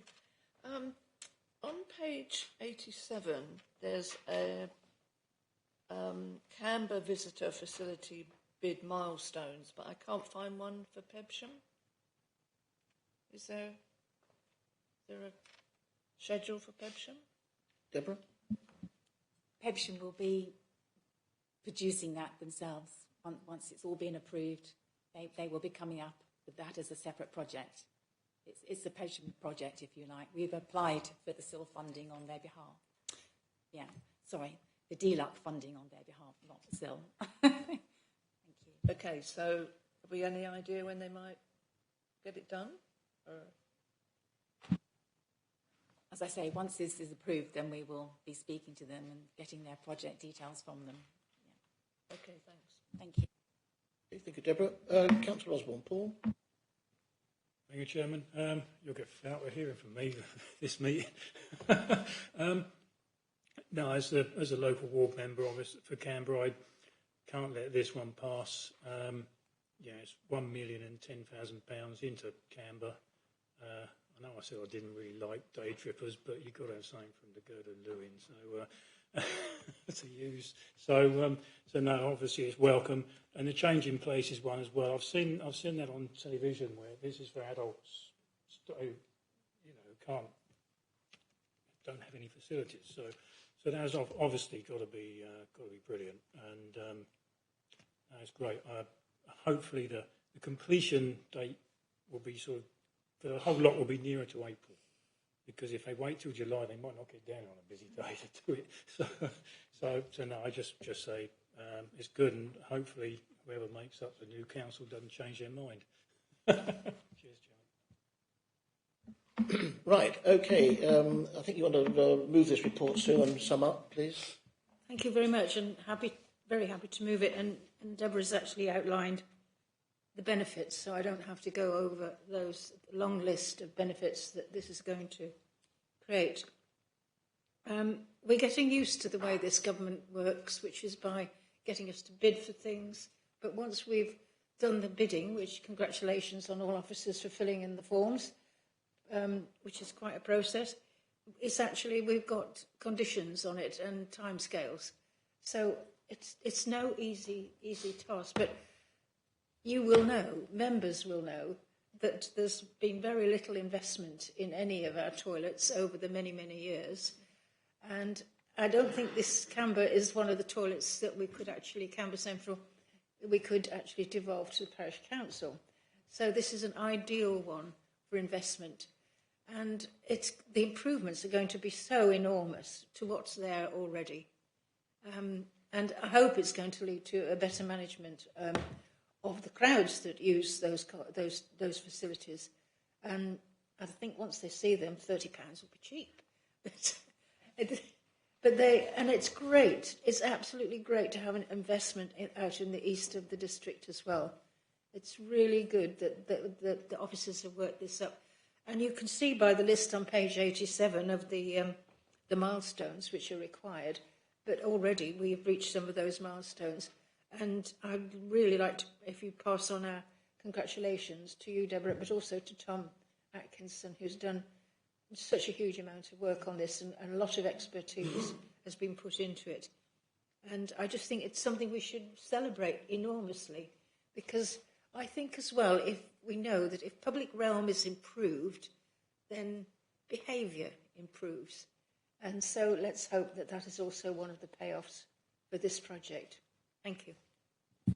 You're going to move the report, Sue, and are you going to second it, Hazel? Yeah, I'd like to second it. And from the tourism point of view, I mean, it's a fabulous project, but we'll get more people, which of course will create more headaches. Or toilets. If we can vote, thank you, that's unanimous. And I think we're all, Tom and yourself, Deborah, thank you for all of this. But I think this is the destination that we're bringing into the 21st century, aren't we? And irrespective that, 25,000 people turn up on a red day, but in saying that, there is an obligation for us to provide facilities. I think it's a great example of how SIL was designed to be used to improve the facilities within Rother and within the eastern part of it there, who obviously get plagued with the numbers that are there and various other things. So I think it's another exciting project that officers have made happen by being successful in getting the funding externally and then the internal way that SIL is now operated. So, yeah, thank you very much indeed. Right, we are item 12. Yeah, okay, so let me just... item 12, the electric vehicle charging points in council-owned car parks. I think this is Elise's report, and Cabinet Lead is Catherine. Okay, over to you then, Elise, thank you. Thank you very much. Continuing on the theme of car parks for this evening, this report presents an update on the progress of installing electric vehicle charging points with some of the council-owned off-street car parks at nil capital cost to the council. So this can be achieved through an application by the council for part funding from the on-street residential charge point scheme, known as AUX, with the remainder of capital costs being covered by a provider, namely EB Charging. Submission of the funding application to AUX is imminent. However, we are awaiting one final quote from the distribution network operator, so that funding application has not been submitted just yet. EB Charging would be responsible not only for the installation of the charge points, but to oversee all aspects of their operation, including maintenance, etc., for a period of 10 years, this term being required in order for them to achieve a return on their initial investment. A selection process was undertaken to identify the most suitable car parks for electric vehicle charge points, which took into account multiple factors such as legal ownership of the land, telecommunications network coverage, and the expected future demand in each area for the charge points. 9 car parks were ultimately submitted to the provider for a full feasibility review, covering the areas of Bexhill, Battle, Rye and Camber. 7 of these 9 car parks reviewed by EV Charging for feasibility have been confirmed as viable for charge points. However, unfortunately, the distribution network operator did not approve charge point installation at either of the 2 car parks that had been selected for review in Rye. In order to install in those car parks, it would require an upgrade to a nearby substation, which would cost in the region of £250,000 to £500,000. The provider has committed to monitor that situation in Rye and notify the council as soon as the upgrade is made to unlock the EVCP potential there. And the upgrade is expected to be implemented by the distribution network operator at some point after April 2023. It would then be possible for us to submit an additional application for AUX funding in order to install chargers at Rye, so long as timeframes allow for such installations to be completed by March 2024, as per the current funding conditions. In order to expedite our EVCP installations as soon as possible, we are proposing that Cabinet recommend to Council that the government funding be added to the capital programme as soon as such funds may be awarded, and that delegated authority is granted to the Director of Place and Climate Change to accept the AUX funding and take all further steps necessary to deliver this project. Thank you very much indeed. I'm sure there's going to be some comments there. Do you want to add anything to that, Deborah, before I invite members? Thank you. Yes. Thank you, Chair. Thanks, Elise, for your hard work. I just wanted to remind us that we initially, when we did the first Cabinet report, said that we wanted to achieve at least 1 car park charging point in each town. And we have exceeded that in terms of we're putting in for 7. It's just really unfortunate that the situation, as Elise explained with Rye, is not possible at the moment. But at the moment, we're far exceeding where we had hoped to be at this stage. Thank you. Thank you for that. Councillor Cathy Harmer. Thank you, Chair. Presuming that little common car parks aren't on this list under the category of expected future use, but I can't emphasise enough the need for new signage so people will know that there's a car park there. And I understand from the previous Task and Finish Group report that Lindsay Goodwill flagged up for me that it was on there to reinstall a sign to signpost people to the car park.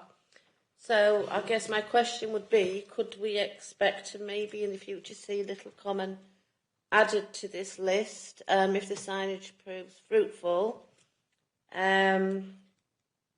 It's not actually my ward, it's a neighbouring ward, it's Kewhurst, but it's directly in the village, so it obviously affects St Mark's. And we have got 2 car parks, which one is really very underused, and we're losing revenue because it's not used very much. Thank you very much. This is the electric charging points, but I think it's a point that can be added to our going forward, Deborah. I just wanted to say that this is at nil capital cost, and in order to achieve the funding, we have to meet strict criteria, and the certain car parks wouldn't have met that criteria. Not just in terms of use, in terms of the properties around the car park having off-street car parking available for the owner to charge their cars, if that makes sense. So it is really for areas where flats and built-up urban areas, if that makes sense, at this stage of the funding. That things will change as time goes on, but at this moment in time, that's what they're looking for. Jonathan, Councillor. Yeah, it's really really pleasing to see this come forward. It's taken a little bit to get there, and Rother is very far behind a lot of areas in terms of EV charging points. So thank you and well done. What it highlighted to me when you just read out those points about Rye, there you have Rye with very busy car parks, and they don't have the infrastructure, the substation to cope with it. So it shows you the enormous gap that's got to be jumped over in the next few years for the government to really provide enough electric charging points for us to increase the number of people driving electric cars. Mm. Jeanette? Thank you, Chair. Obviously, being a ward member for Rye, we're very disappointed.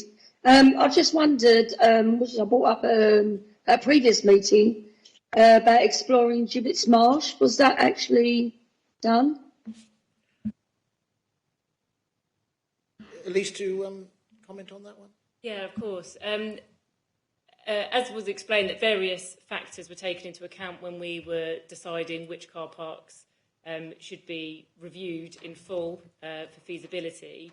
There were lots of costs involved with laying the cables required to feed the electric vehicle chargers, and due to the nature of some car parks, that usually the power is drawn from a nearby road or pavement way. In Gibbets Marsh in particular, that would involve a really expensive and long dig through tarmac down to get to the car park, which was the original reason why alternative car parks were looked at in more detail.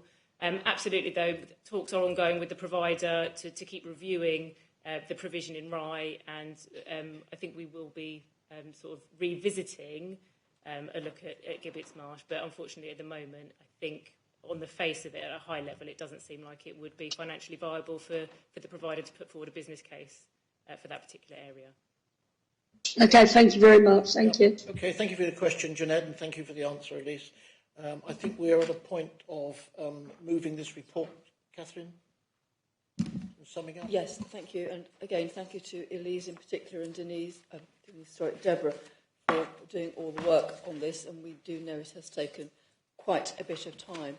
I was particularly pleased, though, to see paragraph 14, which nobody's commented on, that we are looking to see how we can help village halls to install EVCPs as well.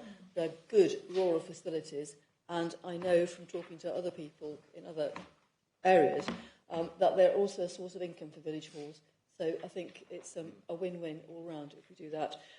I am concerned, though, that this report doesn't mention the need for amending the car parking orders, because we will be charging people the ordinary fee for parking in the car parking space while they charge their cars.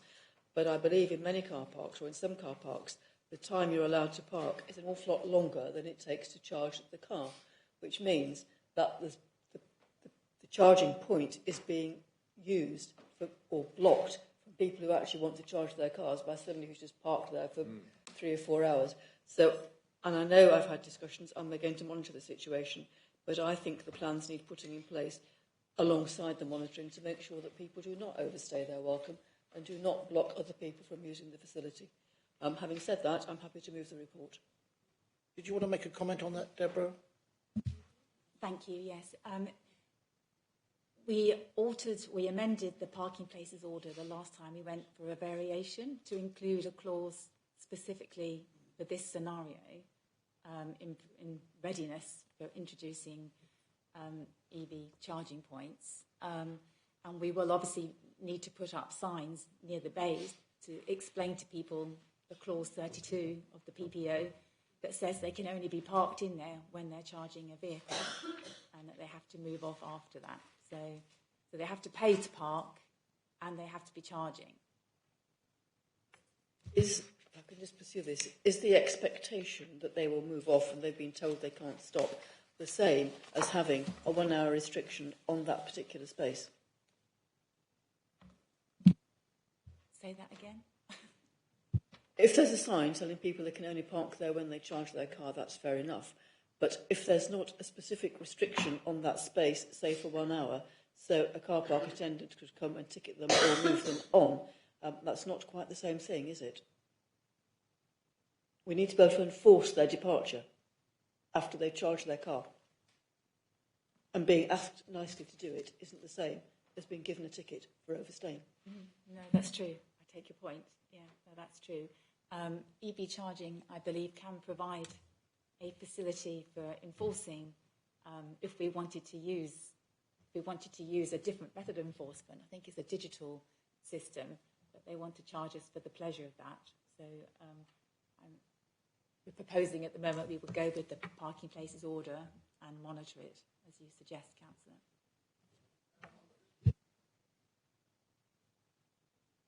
Some hot chocolate, but obviously she's still in the meeting. So, Lindsay, you heard the conversation. Perhaps you've got a response.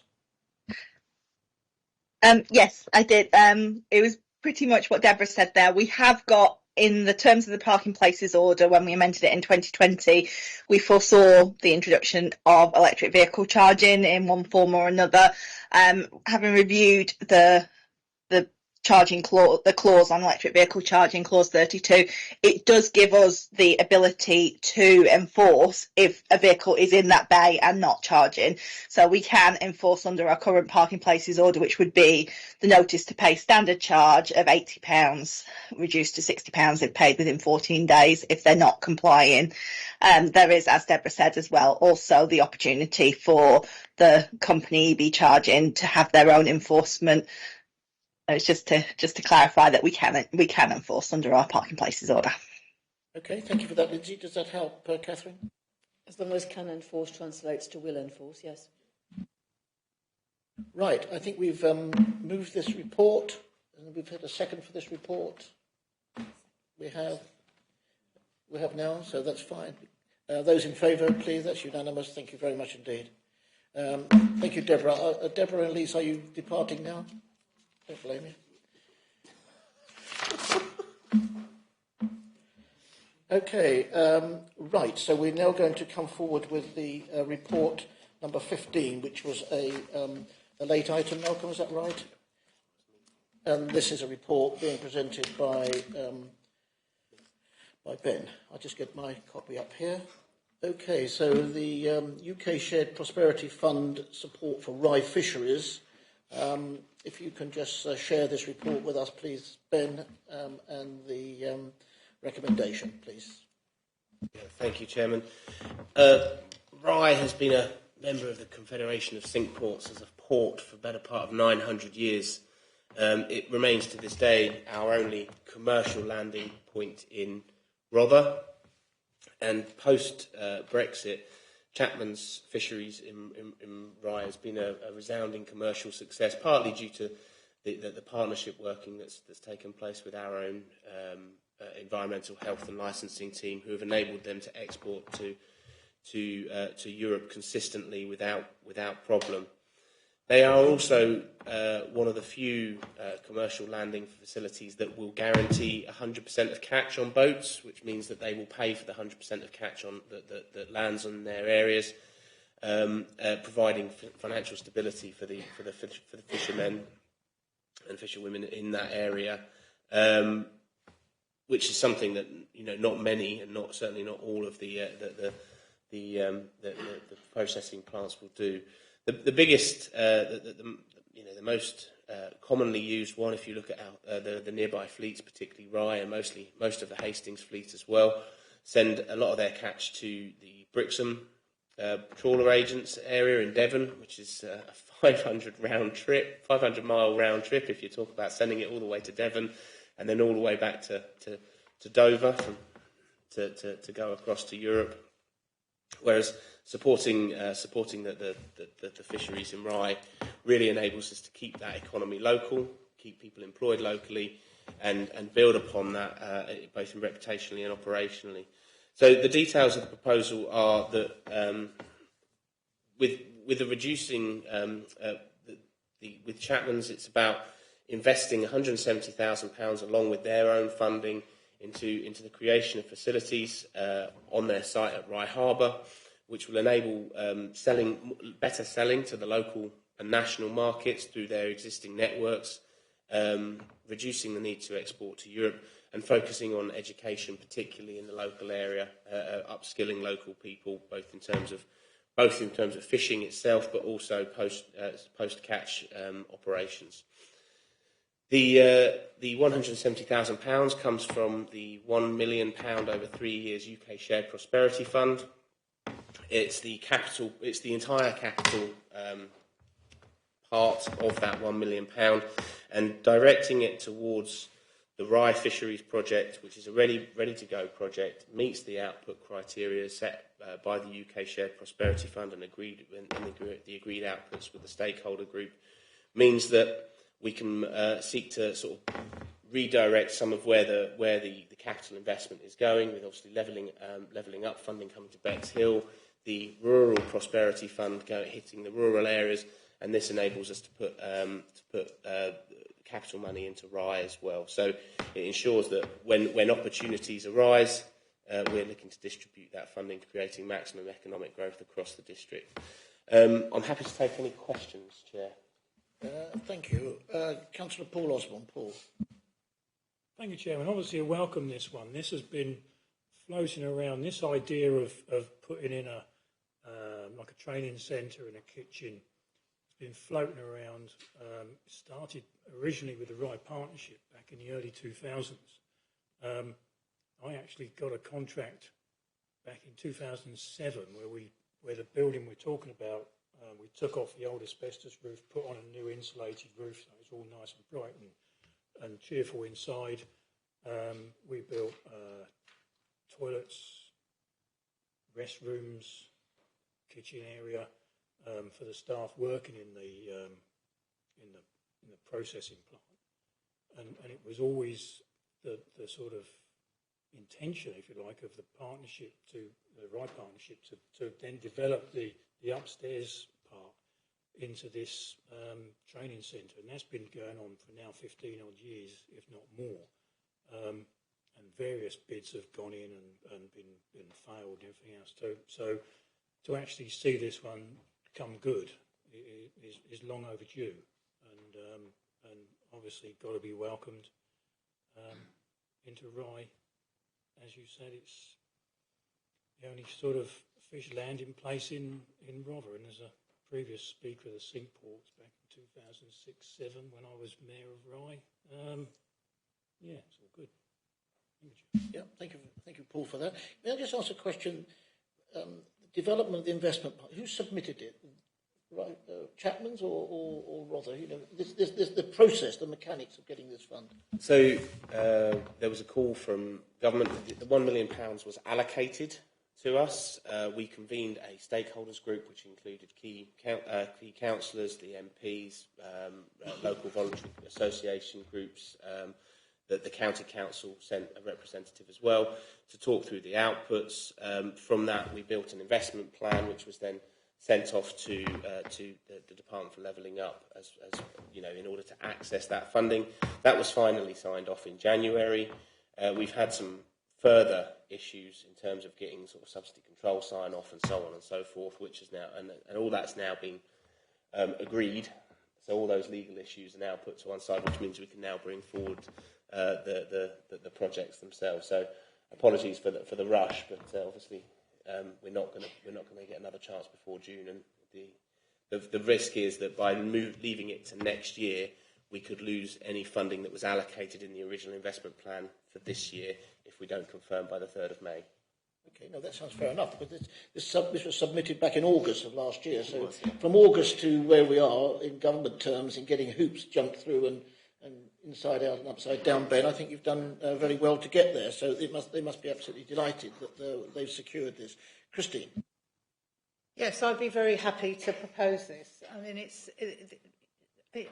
I was originally sort of introduced, if you like, to the possibilities of doing some regeneration work at Chapman's through Councillor Glazier and the Rye Partnership.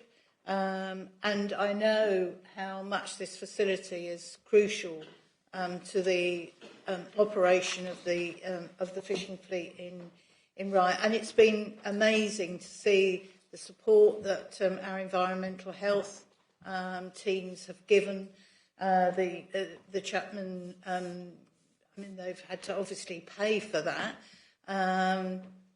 but we've managed to sort of negotiate, if you like, our way through the new Brexit export criteria. But it is absolutely a killer. It's been a killer really to the trade. So going from a cost of £200 to, you know, unloading a catch onto a lorry, driving it over to the Channel Tunnel, taking it to Boulogne Fish Market, to then having to have an environmental health officer after Brexit, an environmental health officer check every box of fish, issue a certificate, and then put it over. And the French customs have been known to turn back catches where the stamp is a little smudged.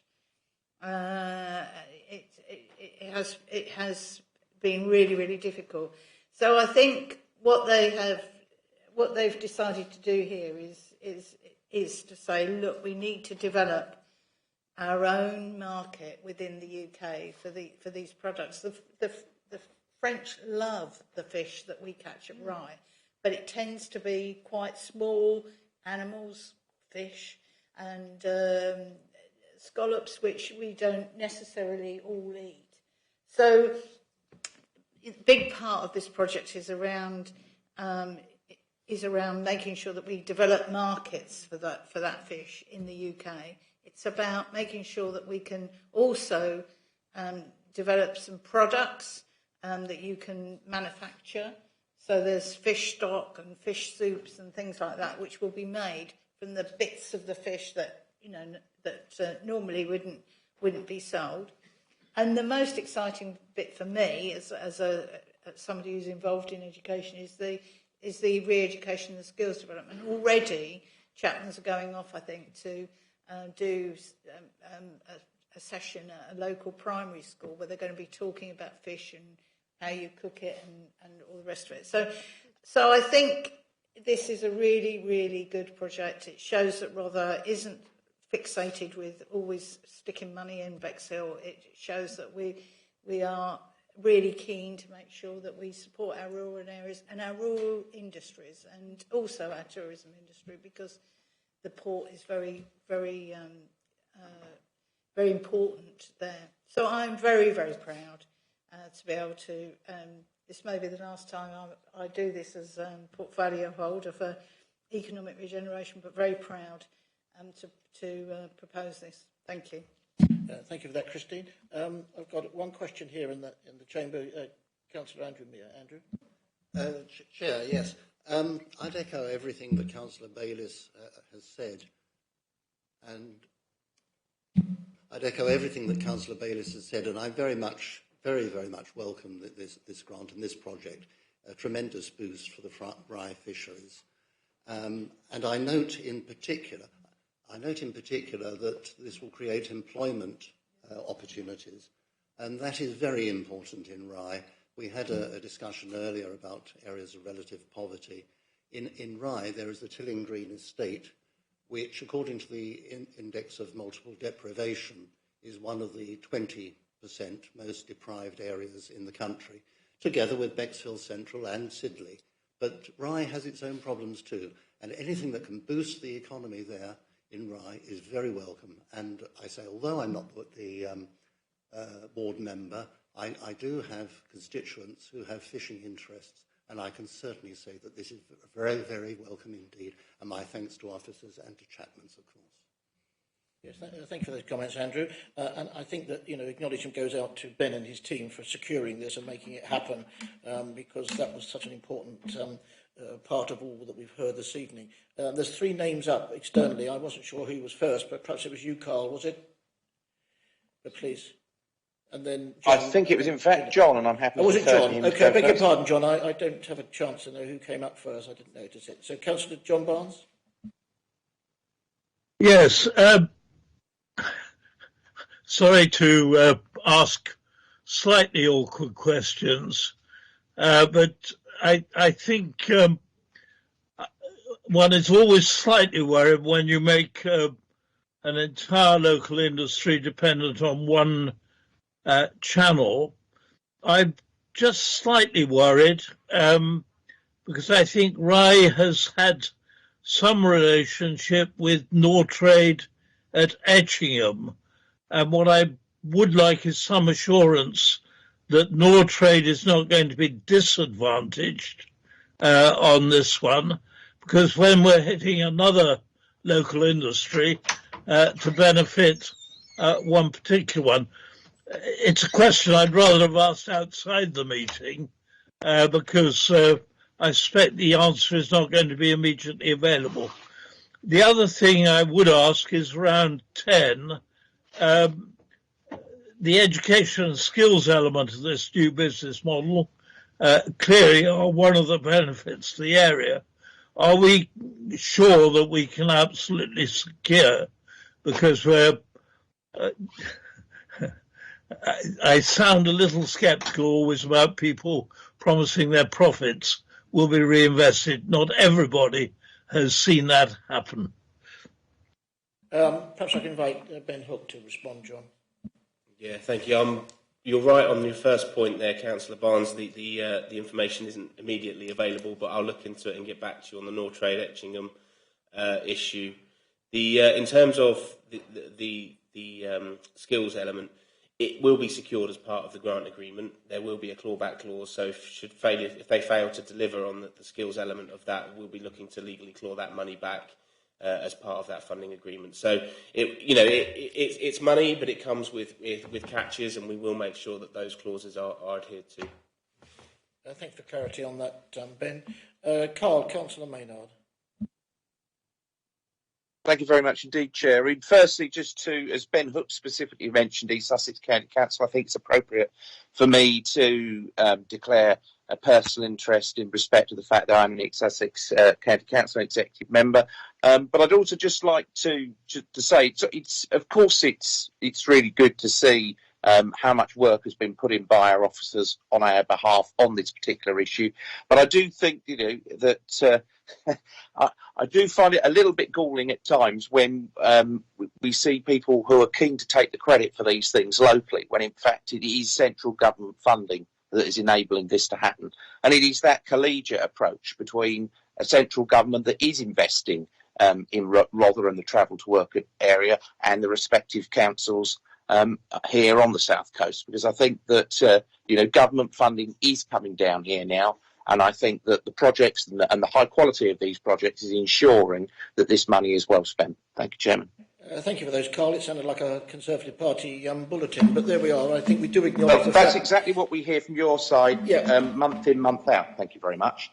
Okay, thank you very much indeed. I think at the end of the day, this has been put together by Rother officers identifying with a business in Rye to be able to secure these funds. And it's all very well government identifying these funds, but you've got to get it, and there are hoops to get there. Jeanette, nice to see you. Thank you very much. I'd just like to say that I've been following this closely, and this is fantastic news for the fishing fleet in Rye. It will produce jobs. It is a real good bit of news. And it's been supported by Councillor Keith Glazier, as we know, Christine mentioned, and also Sally Ann Hart, our MP. This has been a fantastic bit of news. So thank you very much, everyone involved. Thank you. Thank you, Jeanette. And I think that just underlines the fact that collaborative working with our MPs, with our county councillors, our officers identifying where they can seek funds and deliver it, that's an important thing. And that's part of what the process of being a district council is. So thank you for those comments. Yes, thank you very much. Thank you. Okay. Are there any... yes, Councillor Cortell. I'd just like to point out that before, as Councillor Bayliss quite correctly said, before Brexit, this was not a problem. And Councillor Maynard has quite rightly pointed out there's some government funding. This is the government correcting a problem of their own making. Okay, well, that's not really relative to this report. That's your personal comments, but let's just move on. So thank you for that. I think we've got a situation that we need this report moved, and then second... It's not been seconded yet.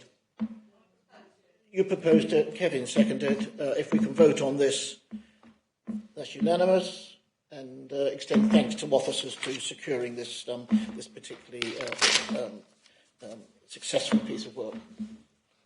Okay, so we're now at a situation where I will read the following exclusion of press and public. The following item includes material which is exempt from publication by virtue of Part 1 of Schedule 12A of the Local Government Act 1972 as amended, and is recommended that the press and public be excluded. The relevant paragraph of Schedule 12A indicating the nature of the exempt information is stated after the item and is reproduced in full at the end of the agenda. In all the circumstances of each case, it is considered that the public interest in maintaining the exemption outweighs the public interest in disclosing the information. Right, that's where we are. This is... Oh, it has been moved and second. Moved, second. Those in favour, unanimous. Thank you. Okay, just... We're ready now. Okay, so I think that concludes this evening's Cabinet meeting, which is the last Cabinet of this administration. Thank you, everyone, this evening for contributing. It's covered off a lot of projects, which I think that the officers got underway, so thank you very much indeed for everything. Ben and Deborah, she's not here. Thank you, Paul, for your overview and scrutiny task force. Thank you very much, Vicky and Councillor Madeley. So there was a combined effort in bringing these reports to where they needed to be at this time. Okay, with that we'll say good night. 8:55, goodness me. Okay, thank you. Bye. Bye-bye. Good night, everyone. Night.